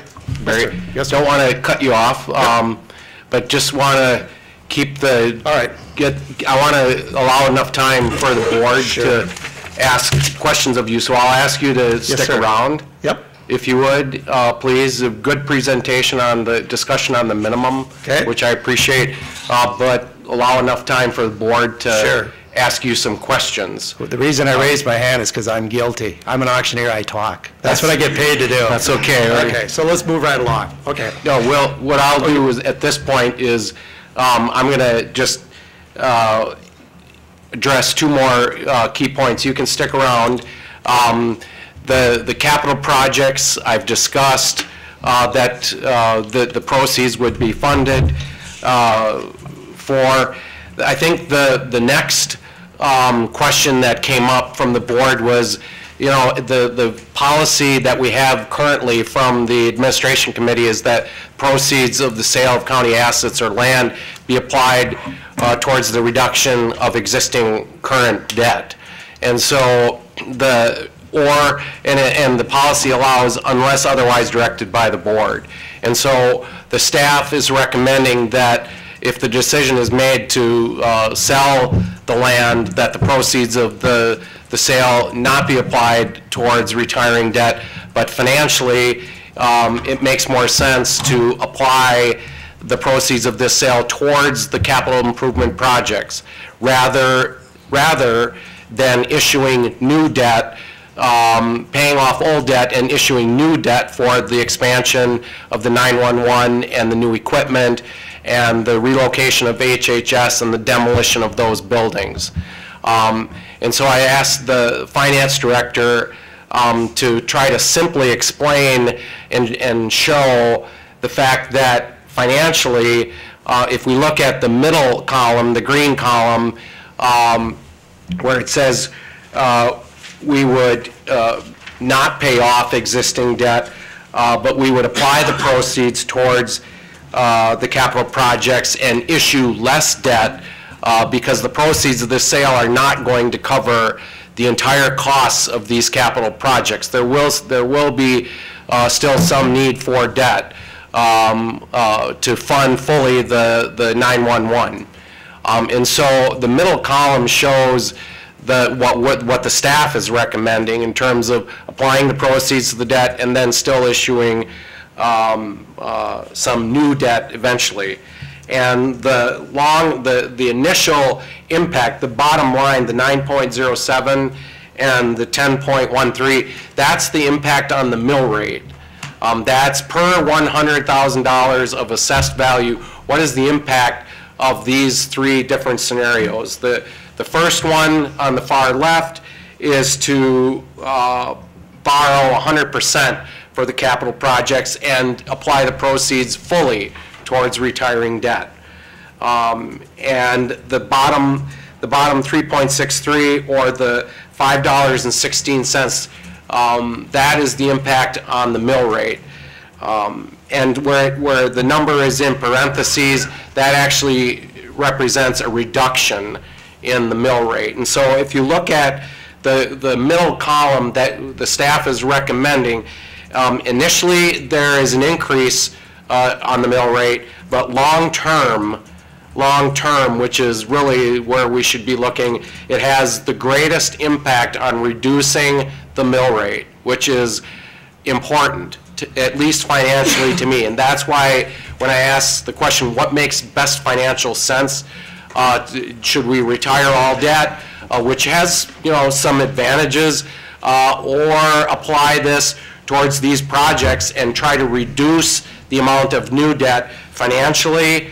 As the numbers appear before you as produced by the finance department, financially, long-term, makes most sense.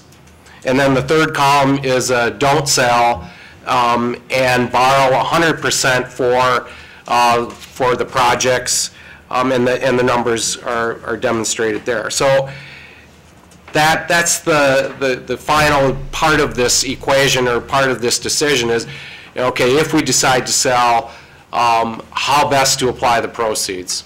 And so the staff has tried to demonstrate the fact that our recommendation to you, financially long-term, makes sense to apply the proceeds towards projects that have been identified by this board and prior boards as key priorities, and borrow less in the future. So, Mr. Chairman, that is our staff's presentation.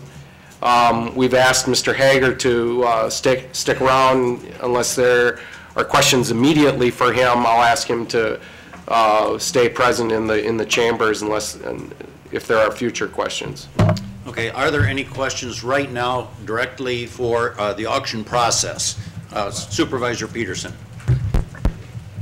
Some folks feel that if we sell a portion of it and retain some of it because it may be better priced commercially, I would be interested in your thoughts on that.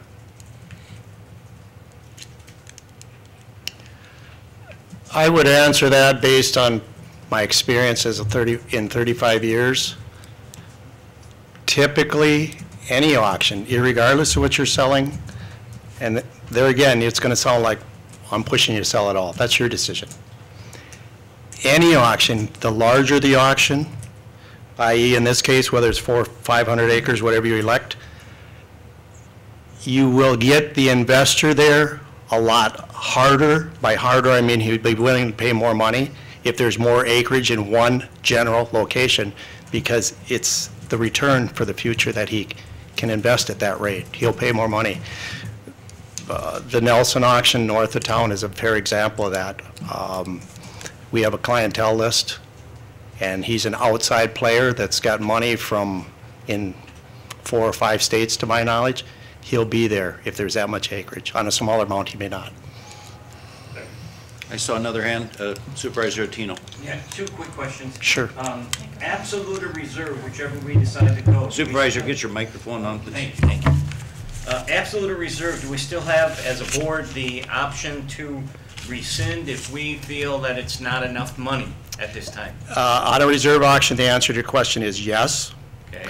On an absolute auction, the answer to your question is no, but we're also going, and I did miss this in my remarks, and I thank you for asking the question, Richard. On an absolute auction, I'm going to I'll have an opening bid because I'll have met with my investors and my farmers in advance of the auction. And in every instance on an absolute auction, I've had a starting bid from somebody. Plus, we know how many people are registered. By law, again, on an absolute auction, if there's not enough interest in a property, we can rescind it prior to taking bids. Perfectly legal, and that is the law. So if there wasn't enough interest, you could certainly withdraw it prior to the auction. Thank you. Second part of that, it's a very similar part. Do you have a preset fee that you charge for X amount of dollars, or what is your percentage? I charge everybody the same wherever I go because I've learned that it's a lot easier that way. Then you don't have to look over your shoulder and play games. Okay. I charge 5% for a large real estate transaction. Okay. Thank you very much. Mm-hmm. Appreciate it. Sure. Any other questions on the auction process before we go to discussion on the resolution? Supervisor Schrottner. You said that if we don't have enough interest, we could rescind the auction. Prior to the auction, yes, sir. What is the time frame on that before the auction sale? Would it be like, do we have to, would it be like a week or a day or? First off, I've never ever done it. Yeah. But second off, we will see, everybody that comes in that's a potential bidder has to register with Tim and I prior to bidding. You have to have a bid number, so we'll know how many bidders we have at the auction, and I'll have done my due diligence as well as Tim, so we're going to know pretty much who's bidding on it, and they're going to show all their cards, but they're going to tell me enough so I'll know where I'm good. Mm-hmm. We're home.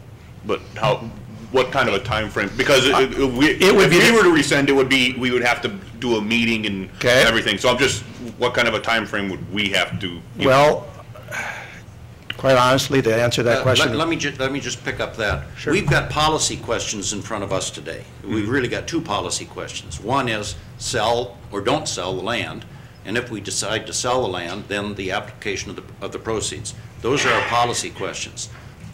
Once we've made that policy decision, whether or not to proceed with the auction is an administrative decision. There isn't any way we can gather 19 people together, the auction would be over. That becomes an administrative decision. So it would be up to Thompson if we Well, go the forward professionals. with it. Well, it would be up to him to inform Thompson of his opinion. Professionals, and it's an administrative decision.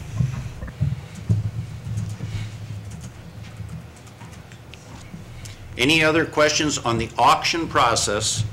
And if not, thank you very much, Barry and Thank Tim. you. My Why don't pleasure. you remain in case something comes up sure. later? At this point, we now turn to board discussion on the pending amendment. And board members, that's where our discussion picks up.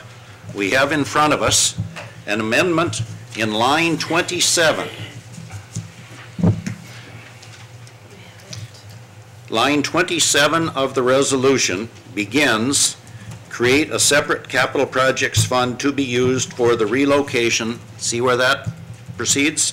The amendment is to strike all of the language after the word used and to instead insert the following 5 words, as directed by the board, period. So that paragraph then would end in line 27 by saying, create a separate capital projects fund to be used as directed by the board. That is the pending amendment, and that's now open for discussion. Supervisor Attino. Thank you, Mr. Chairman. Can you tell me where that came from? Because I don't remember the wording at the end of our last meeting to be that it was in that form. Yes, it was and to come back to the board This with is more explanation. Where did this amendment come from? Supervisor, if you'll read your minutes, this is exactly the way it's in the minutes. This is a motion from Supervisor Malik, seconded by Supervisor Peavy. From our last meeting? Affirmative. Okay, thank you. Supervisor Malik. I'd like to speak to my own amendment. It's embarrassing, but it's not the way I remember it. But I approved the minutes here. I think I would have liked it better if we hadn't stricken any language at all in the amendment, but had just added at the end as directed by the board. Now, maybe it doesn't make a lot of difference, but I don't think I intended that we would open it up to the board to spend the proceeds of the sale for anything the board wanted.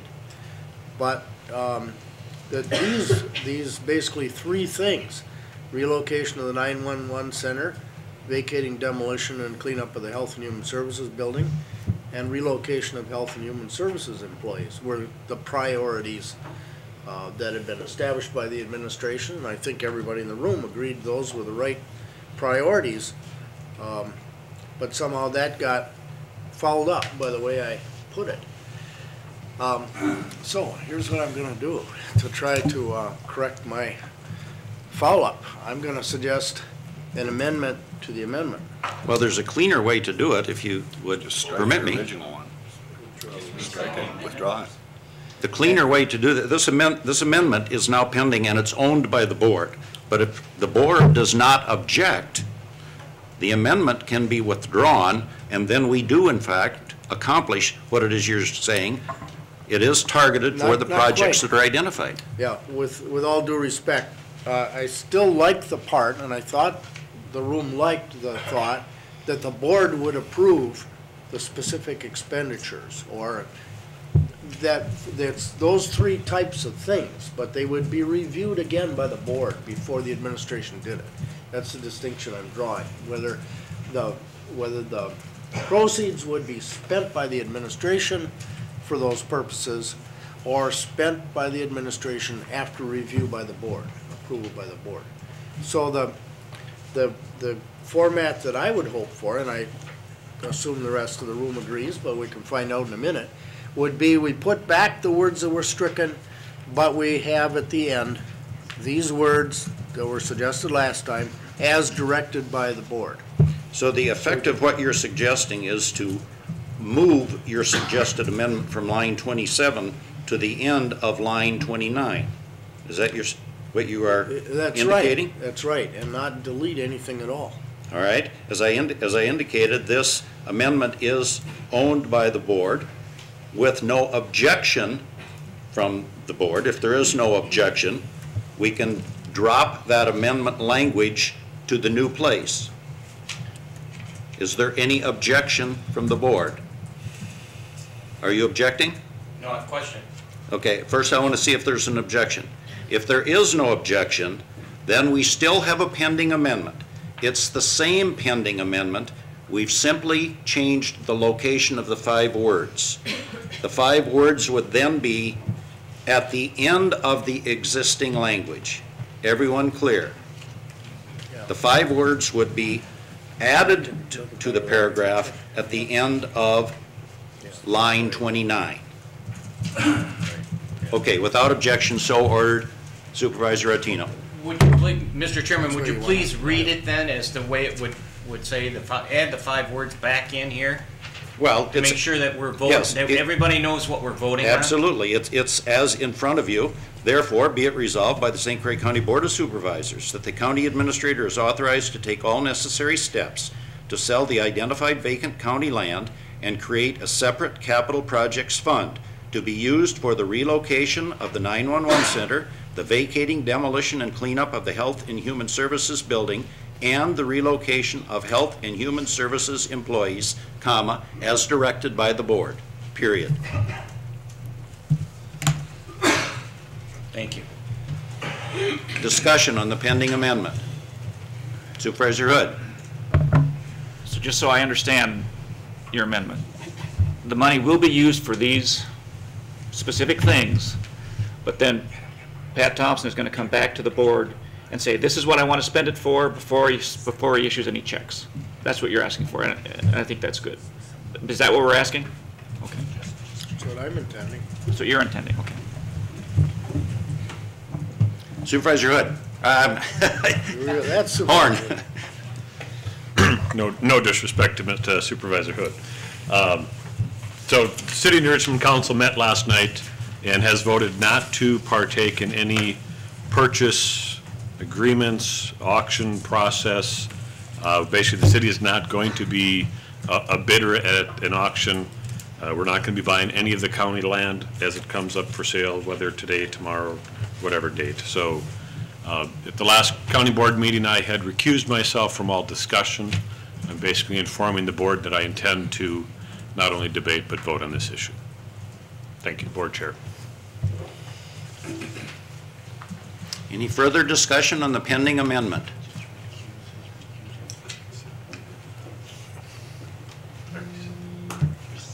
Supervisor Schroeder. I question on whether this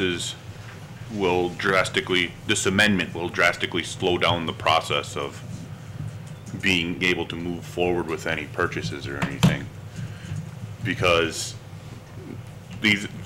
one of these projects is just, the sale of the land isn't going to cover the full cost of one of these projects, and having to put some shackles on our administrator just to move forward with, okay, now we want to do this part of the plan.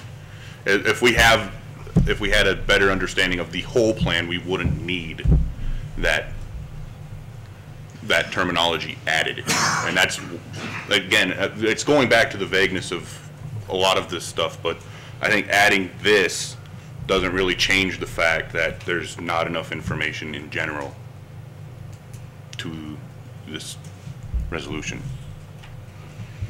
Any additional discussion on the pending amendment? Supervisor Malik.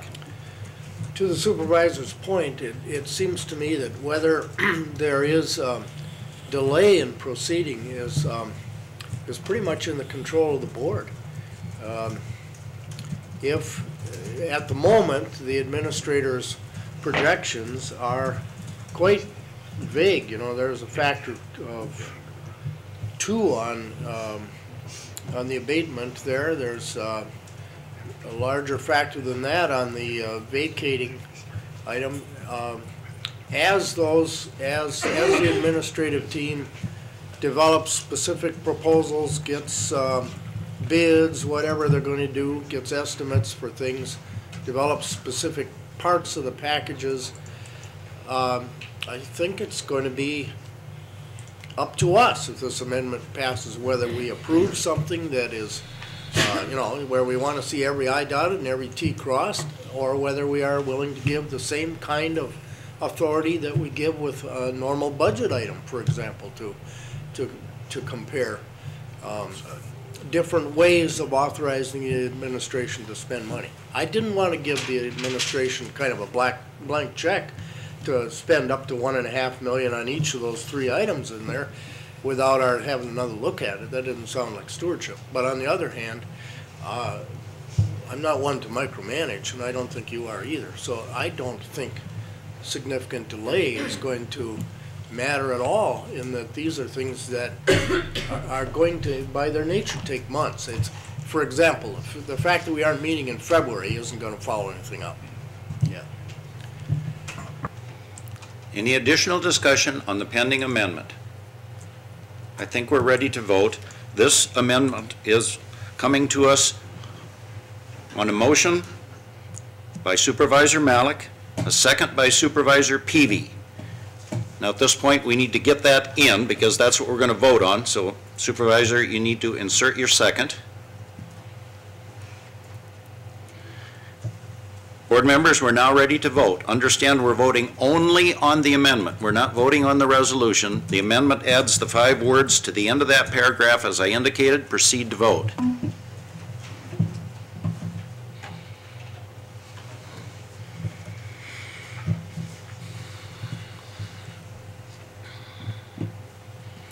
Yes, 15-3. And the amendment is adopted.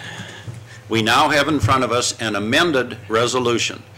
So if you have the resolution in front of you, if you've printed it out, you can add those 5 words. If you're looking at it on your screen, keep in mind that we now have a pending action item, the resolution as it's in front of you, with the addition of as directed by the board at the end of line 29. We now proceed with discussion on the amended resolution. Supervisor Horn. I would like to make an amendment, or offer an amendment. basically goes along with the map handout that I handed out earlier. And it's basically, my motion would be to retain the parcels lettered A through. Supervisor Horn, where are you inserting the language that you are suggesting? Well, not having, I have other sites on my computer up rather than the resolution. So basically, when we're talking about land to sell, I would maybe the 1, 2, 3, 4, 5, 6, 7, maybe the 7th whereas, where it talks about the amount of land that's being sold. I would say that's probably as appropriate section as any. Basically, my motion is to basically exclude approximately 100. Do you have the language written out? I do not. Okay. Proceed with your approximately language. 180 acres. And it's on the map, and that's the reason I used the letters from A through J. Then I guess I'll wait for a second to that motion before I proceeded to explain, if you prefer, or I can explain now if you'd like. Okay, I'm still, I confess, I'm unclear exactly what your amendment is, that we retain approximately 110 acres on the sale? 180 acres. I'm sorry, 180? Approximately. So I think the resolution could easily be amended, if, you know, I'm not, you can go along. The sale of approximately 320 acres, so that would retain 180. Correct. Okay, so the amendment, you can do it, but in line 19, the sale of approximately 320 rather than 500. Yep, I'd agree to that. Okay.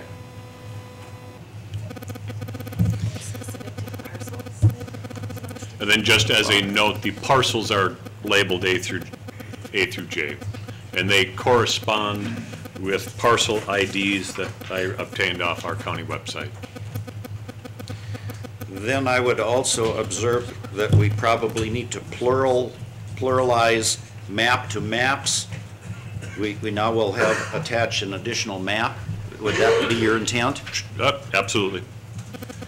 So line 19, we do not have a second. I just want to make sure that we're doing what it is that you want us to do. Sale of approximately 320 vacant acres of the 554 acre parcel on the attached maps. That is your amendment? Yes. Is there a second? Second from Supervisor Malik. So we have a motion, Horn, second, Malik. Discussion on the amendment. Could we find out why, or what's underlying the choice of parcels? Well, I'm sure we're going to hear that. Supervisor Attino.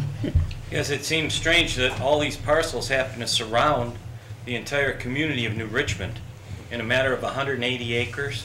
Why would we localize any decision we make as a county for the city of New Richmond instead of the betterment of the entire county? Supervisor Horn, do you wish to respond? Absolutely, I wish to respond.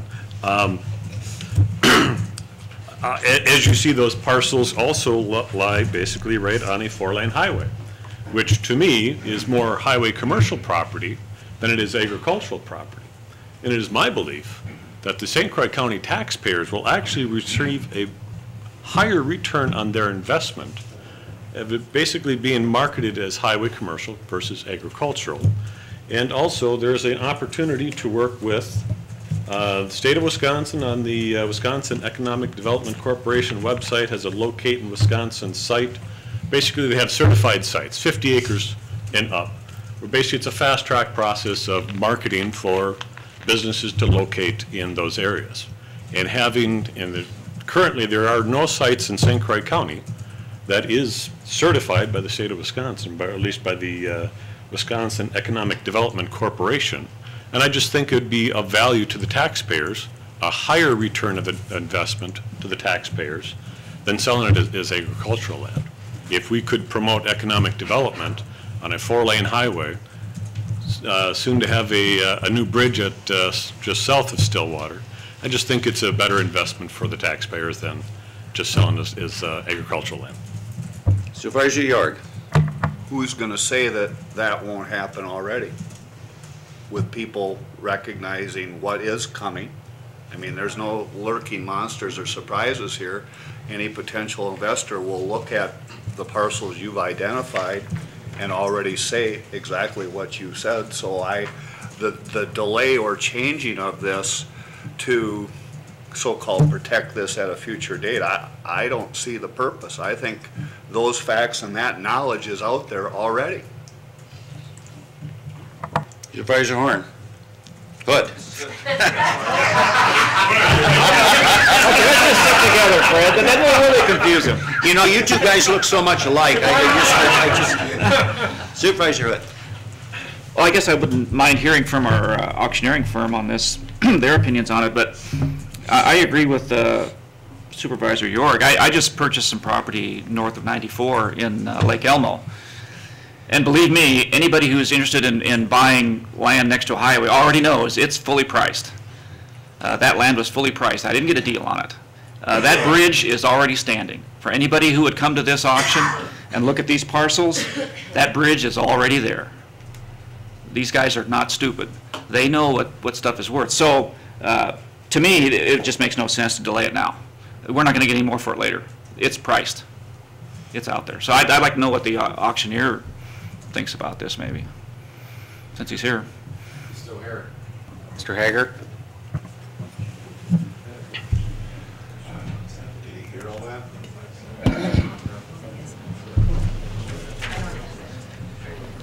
Maybe to frame maybe another part of the question is what types of information are in the disclosure in terms of potential bidders when they look at this?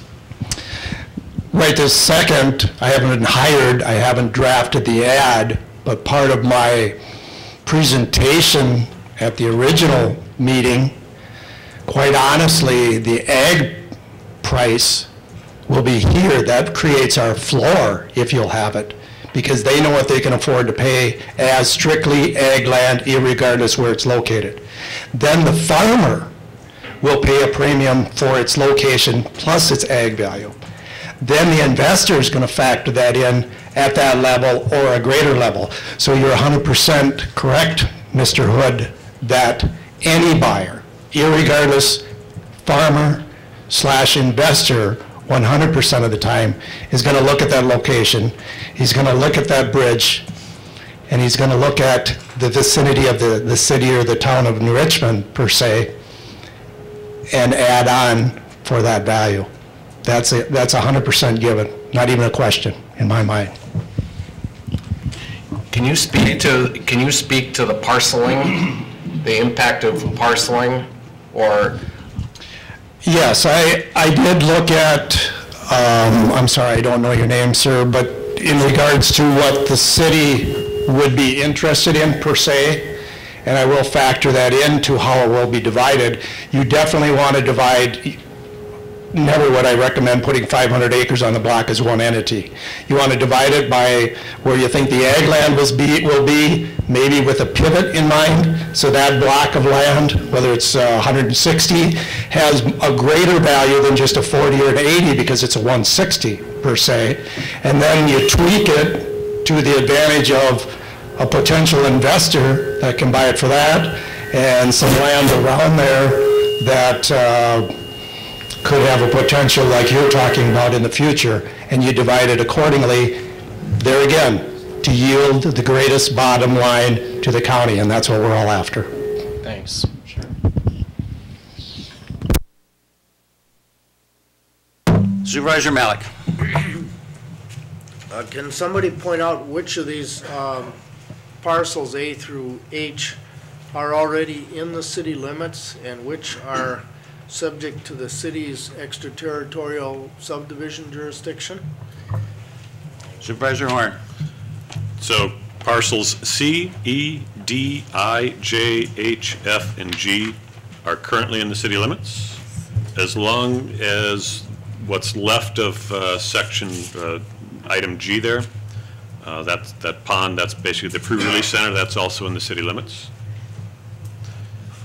And the extraterritorial is, all of this land is in the extraterritorial area. the entire county farm.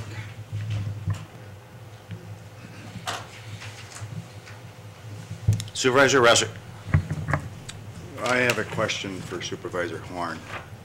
You mentioned the state of Wisconsin. So between the city of Richmond and the state of Wisconsin, is there some kind of relationship that can be built there that would be advantageous? I guess not specifically between the city, but it's basically in any community, which is just one of the things that we've discovered is on the Wisconsin Economic Development Corporation, working with them, is that they have what I believe is called the fast track process of basically having parcels that are shovel ready for basically economic development. It has to be at least 50 acres before it can be advertised on their website. And just one of the things that we've noticed, that there is no site in St. Croix County that is currently listed with the Wisconsin Economic Development Corporation, being that the county is the owner of the property. We have the St. Croix County Economic Development Committee or Commission. We have a 4-lane highway. I just thought it would be in the best interest of the taxpayers to work with the county, work with Economic Development Corporation to promote economic development in this area. One of the keys, you need at least 50 acres to be able to be developed. Okay, and that's where I would be honest, sections or items A and C there is kind of what I'm seeing is that area. Sure. Now, nobody develops this ahead of time. There still would have to be someone purchasing that property and doing the development. The state's not developing it, or the city of New Richmond is not developing it? Correct. Okay. Supervisor Osnes. I'm just wondering if Bill could help us out on this a little bit, just kind of explain what that process is with the state, with the 50 acres, and I hate to put you on the spot, young fellow. Am I being called forward? I'm waiting to see if you're standing. Seriously, is that something? Is that something that you're able to respond to, Bill? Why don't you come here and not use the wireless mic? That was creating a little feedback.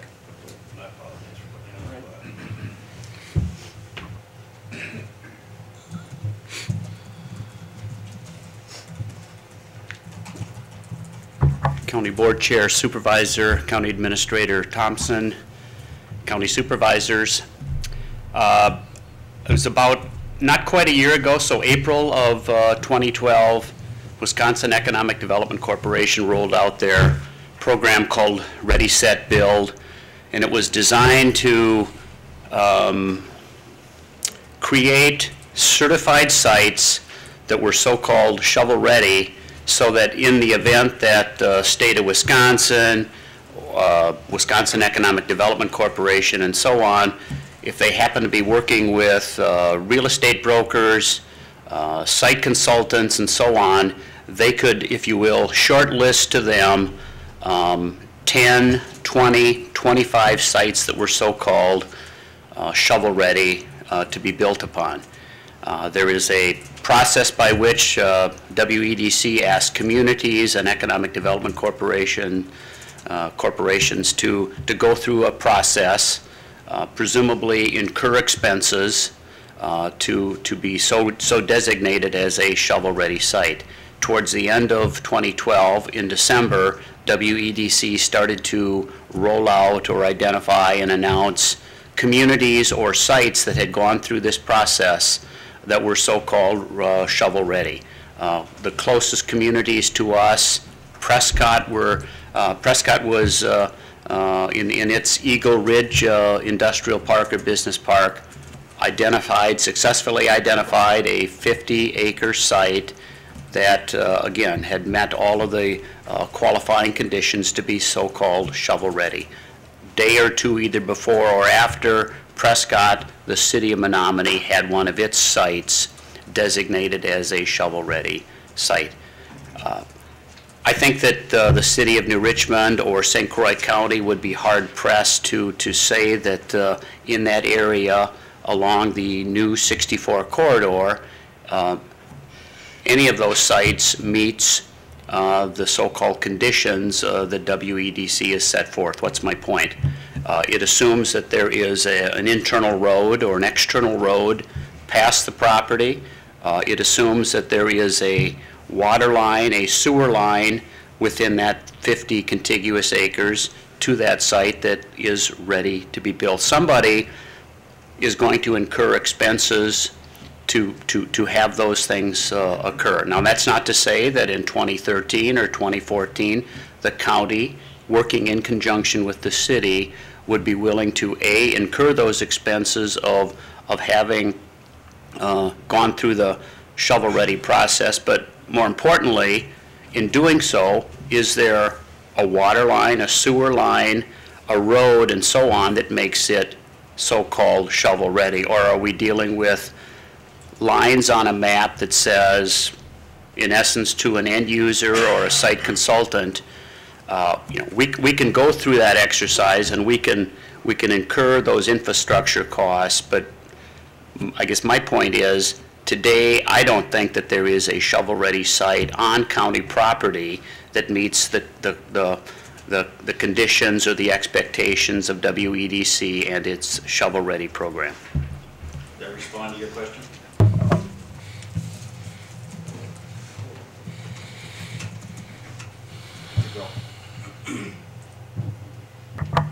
Well, Supervisor Malik. if I understood it, that undercuts the theme of the setting aside of 180 acres pretty dramatically. Am I missing something?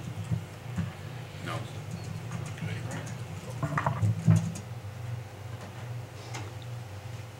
Any other? Supervisor Schroeder. I don't think that it undercuts. It just highlights that there's stuff that we would need to work on in the area. But if we are able to get a site shovel ready, that draws more business eyes to this area. And talking about investors and stuff, we can't just talk about investors for just this moment. It's, if we get people in, if this, having a shovel ready site registered by the Wisconsin EDC will draw more eyes to the county as a whole, that's going to be a net positive for us. If there, I don't know what work would need to be done to make this site shovel ready, but pursuing that just to get more businesses looking at us, especially with everybody talks about the bridge is coming in. That's true, but even if the bridge wasn't coming in, more eyes looking at us is always better, and anything we can do to make it so more eyes are looking at us is something we should be pursuing. Supervisor York. And everything you said, I think, would exactly happen with everything that's been said to us by the auctioneer. The people would recognize the values of the land, and the people that would buy it would then turn that into what you just described to maximize their investment or get the best value for everything. So I think by what we've heard, everything you just said would happen through its natural course, just of the auction process. Supervisor Kiesler. And I guess I see this potential, the amendment as a compromise, that the folks that want to sell land get to sell some land, the folks that want to retain some land get to retain some land. I think it has merit in terms of the potential for the shovel-ready program. I think it also has some merit to sell off as much land that we need to capitalize on that. We heard that, obviously the folks selling this land for us are going to gain if they recommend to us that we sell the entire parcel, because 5% of a larger amount makes them more money. So I'm not surprised with the recommendation, quite frankly, of sell now. It's important to sell now. I think it's also important to look for the future, and that we're visionaries here. We're looking 5, 10, 15, 20 years down the road. We're not just looking for today. So I think it's a both and. I think neither side necessarily gets what they want, but it's a compromise and meet in the middle and lets us move forward. So I would suggest folks consider this as a way to move this amendment forward rather than striking the amendment and then voting the entire thing down. Thank you. Supervisor Schrottner.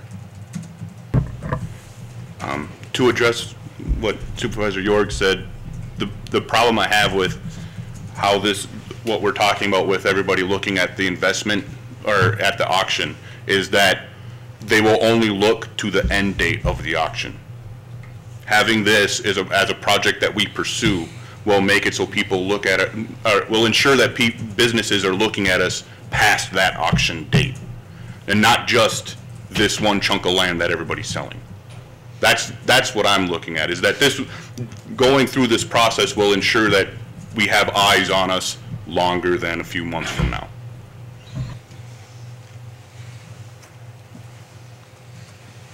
I'm just trying to decide which one of you has spoken, no, the number of times on this. Robert's rules say you can speak 2 times. I'm trying to cut everybody maximum slack.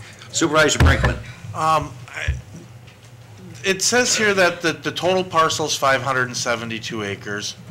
According to Supervisor Horn's sheet, I and J, H and G are already, we've already talked about not selling that. So in terms of the amendment, it looks to me like if you take the 572, subtract 187, at least according to my math, that's 385 acres that we would still have up for sale. And I thought I heard earlier we talked about 340, 320.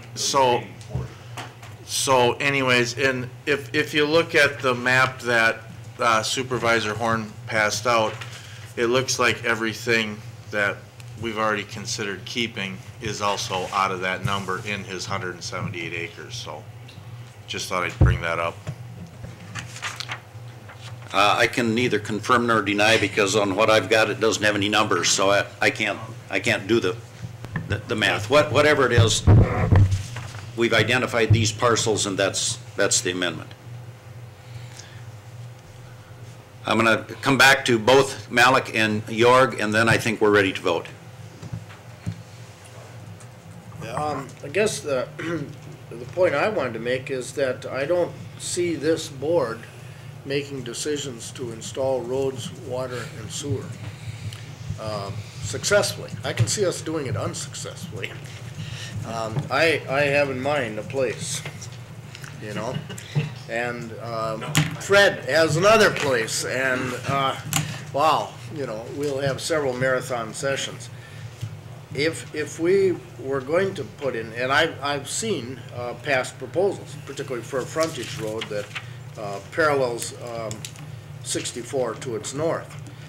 But the idea that we as a county would develop this to a shovel-ready site implies that we're going to spend a lot of money and make decisions about precisely where and of what size to make streets and water and sewer lines.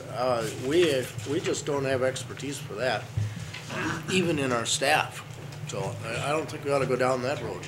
And just to echo, Supervisor York. He stole my thunder. Okay. As a compliment, I was just going to say, is St. Croix County in the real estate business? Are we brokers and land developers? I didn't think we were, and that's what some of this is implying. And that's not our expertise nor our core business. So I just kind of don't understand it. Thank you. Board members, I think we're ready to vote. We have in front of us a pending amendment. Again, this is what we're voting on, is the amendment, not the amended resolution. At this point, the second is from Malik, so Supervisor, if you'll get your second in. Let me make sure that we're all clear on what is the actionable item. On a motion from Supervisor Horn, second by Supervisor Malik, we are changing line 19. The amendment would have the effect of changing line 19 to reduce the 500 vacant acres to a lower number, whatever that is, whether it's 320 or 340. As I said, I can't confirm what that number is, but it's as identified on the parcel, as indicated on the attached maps. That's the amendment that is in front of us. Are you ready? Yeah, it's not going to be specific to 320. is what you're saying. Right, whatever the correct number turns out to be. It says approximate. Okay. Proceed to vote on that amendment.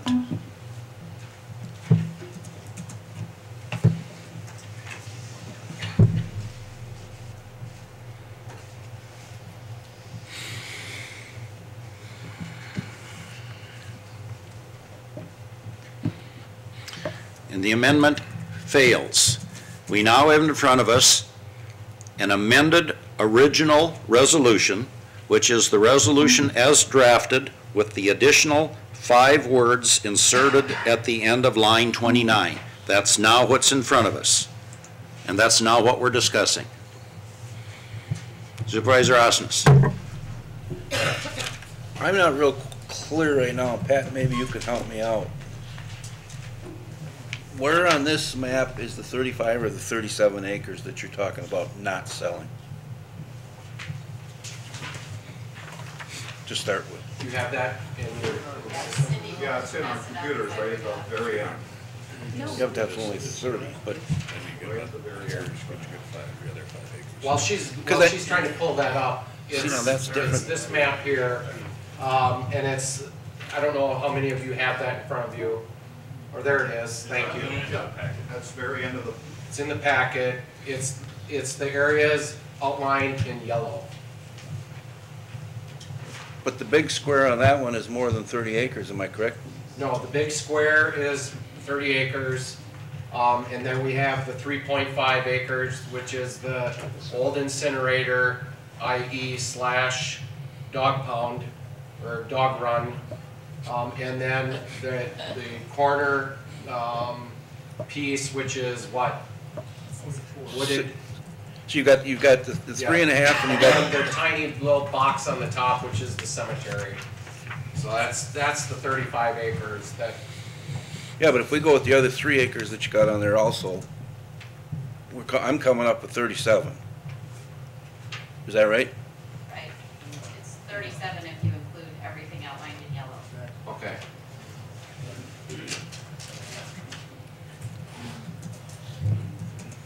That's what it is. I'm just curious if we wouldn't be better off just keeping part of that land, at least that one section to the west of the 30 acres, because it's so chopped up as it is right now. Actually, the recommendation that is that the 3.5 acres, which includes the dog run, the recommendation from the auctioneer is that we find that, and the staff has already had discussions with the sheriff, that we find another suitable area for the dog run, and we include the 3.5 acres as part of the sale. And clean that up, and so that's one parcel rather than having it chopped up like that. And we've had discussions with the sheriff, and we feel working with him we can find another area for the dog run, and it would make that parcel much more valuable. So if we get the green light from the board to proceed, that would most likely be our path. So you're taking the 3.5 out, but you're going to leave the 3, and then the 0.4, the 2 cemeteries, correct? Correct.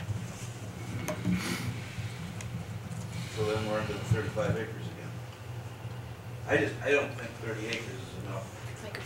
Everyone that we've talked to has advised us that the 30 acres is more than adequate to build a future nursing home if that's the decision by the board, and assisted living, and provide a buffer.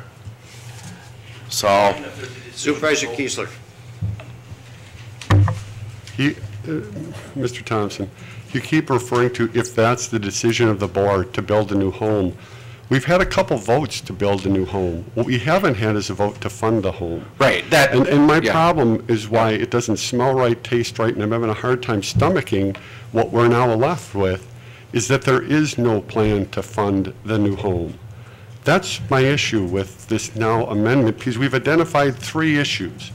And the 3 issues are to demolish, to relocate, and to build a 911 center, which apparently the numbers keep going up every day. I hear it from 1.5 up to 8 million. I've heard as high as that. So anyway, that's the problem, is we've had 2 votes to build, and we seem to have deleted that any money would go towards building a home because a certain faction of the board doesn't want to do that when the public has already spoken. So that's my problem with this issue as it's presented.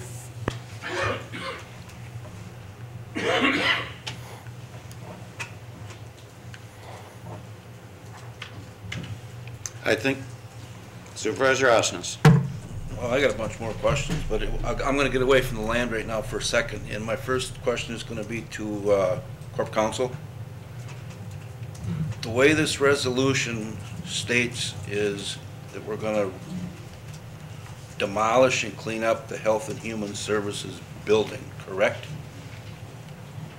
That's the way it's worded. And in Transportation Committee, we talked about, but it was also going to include the house, which isn't listed on here, the generator building, which isn't listed on here, the laundry building, which isn't listed on here. We're going to have to build a new building before we take down the laundry building because we've got 911 equipment in there. Shouldn't those, at least those 3 buildings be added to this list? Well, you certainly can. You could change that language to demolition and cleanup of the Health and Human Services building and accessory buildings. Or, oh, I'm sorry. You could add in language to what you're saying is there's additional buildings that may be demolished. And then you could add that to that resolution. They were going to be. Well, that could be added on line 28. You could say Health and Human Services building and additional or auxiliary buildings, or I suppose you could Health and Human Services buildings, put it plural. Right, the language of the resolution incorporates the ancillary, or you referred to them as auxiliary buildings, the laundry, and there's a couple other outbuildings that, as part of the overall cleanup of the Health and Human Services building, we would include those as well. I think what he's saying, Pat, was it's just clarifies. Yeah, it's just saying the Right. Health and Human Services building. Building. Maybe you need to clarify that to include those additional buildings. Another question I've got is with the house, at one time we talked about selling that versus just demoing it. Have we gone anywhere with that at all? No. Is there a reason why we wouldn't try to sell it? I mean, it's more money in our pocket selling it versus demolishing it, I would think. It's not going to be millions, but it's the point, you know, get something for it. Certainly take that into consideration. Sorry about that, Mr. Chair. And I've got some concerns with the 911 center. It's not the 911 center as a whole. We definitely need to do something with that. I'm a huge advocate for it. I've always been that way. But I'm not sure going into the community room is the right way to go. I'm not in favor of moving 3 offices along with this project that are more than adequate right now. I've got questions with the 700 square feet that's going to be left for a 911 center. I'm wondering why we would put a room like that on an outside wall with windows, especially in our area with tornadoes. Got a roof that we've only got 1 layer above our heads. Same way with the 911 center. It seems to me that, I know they don't like the bunker mentality, and I understand that, but I'm very leery of putting $8 to $10 million investment into an area that's susceptible to a tornado.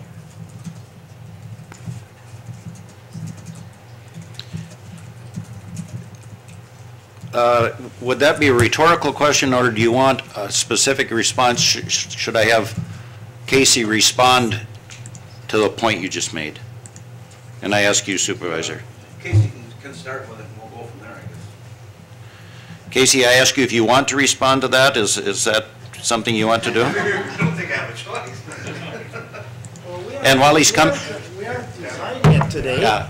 We are not designing this thing. It's all going to come back to this board before the first check is written. No, but my point is. And then we'll what- design it. What was given to us in phase one was moving the 911 center into the community room. Casey, respond, just keep it germane to that point. Just respond to that, because we are assigning proceeds in this resolution for a specific project. Just respond to that. I think the greatest example of, to address Supervisor Ostis's concerns is go look at Washington County. They have a bank of windows on an upper floor of their multi-million dollar complex. It's the industry. And that's what we used as our benchmark to look at concerns related to our relocation. I'm very concerned about where we end up. And that was all part of what weighed in on the recommendation. We've talked to architects who have built more than one 911 center, and that was their recommendation as well.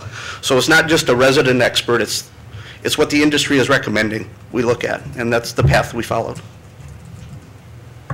Supervisor Ring. I just have a question of clarification. A $10 million number was used. That is not for phase one, is that correct? Phase one in the community room is a much lower number, is it not? Yeah, I'm glad you mentioned that. I think that was part of the. No, I guess when I mentioned, $8 to $10 million, that was a total amount that I was thinking of. So you got the $1.5 million plus your equipment and everything else, which could be an additional $8 million on top of that $1.5 million. In phase one? No, that would be phase like 2. Oh, okay. So, but phase two won't necessarily be at that location, correct? You're correct. Phase one has always been identified between 1 and 1.5, and that involves our migration into the community room, the physical presence of the community room. And then phase two is our infrastructure, and that was originally mentioned at around the $5 million mark. But with no site specific.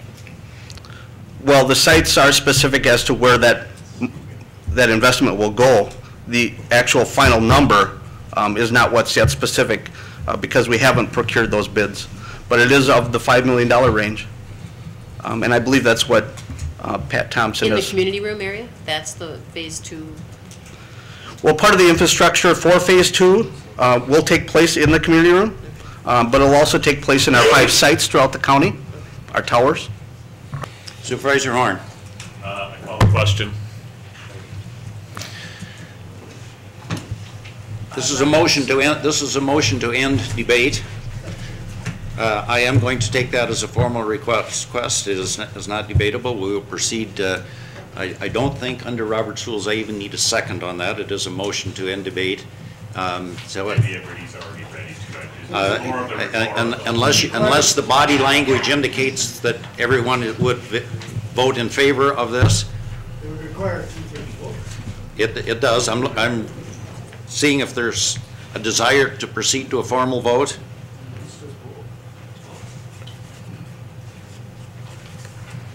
I'm not seeing that request then, so this would be a motion to end debate. So at this point, debate has ended. We will proceed then to vote on the resolution. Now understand what's in front of us. We have the resolution as drafted with the insertion of one approved amendment. That amendment added 5 words to the end of line 29. So what we're voting on is a resolution to authorize the sale of vacant county land and assign proceeds to create a separate capital projects fund, as amended by adding the words "as directed by the board." This is on a motion from Supervisor Peterson. It is seconded by Supervisor Schrottner. Oh, did I do that? Do you have your second in there? Just did. Board members, proceed to vote.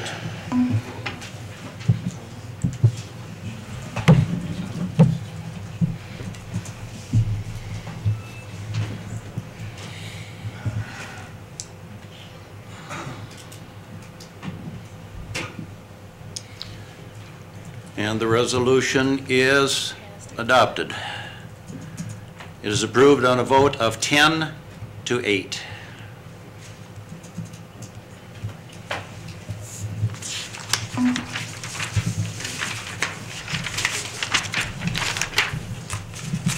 I ask the clerk if she has any report of correspondence or any rezoning requests.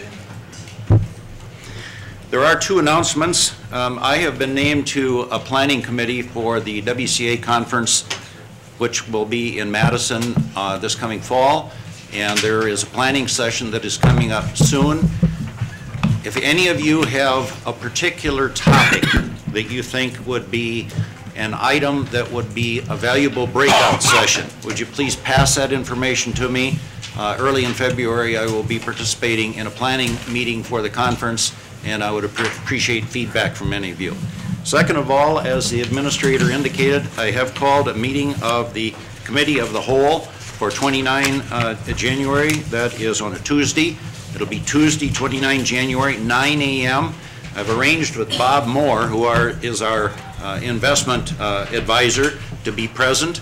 Not only will he speak with some specificity to the county portfolio and the composition of our assets, but he's also a very valuable resource, and we'll spend a few minutes talking about some financial trends and an economic outlook, and I always learn a lot from Bob Moore. So that will be the primary focus of our agenda. There are a couple of other things that will be on that. I would anticipate that we would go approximately 2 hours. So if you would block out that 2-hour period of time on the 29th from 9 to 11, I'd appreciate it. And with that, we've completed our agenda and we are adjourned.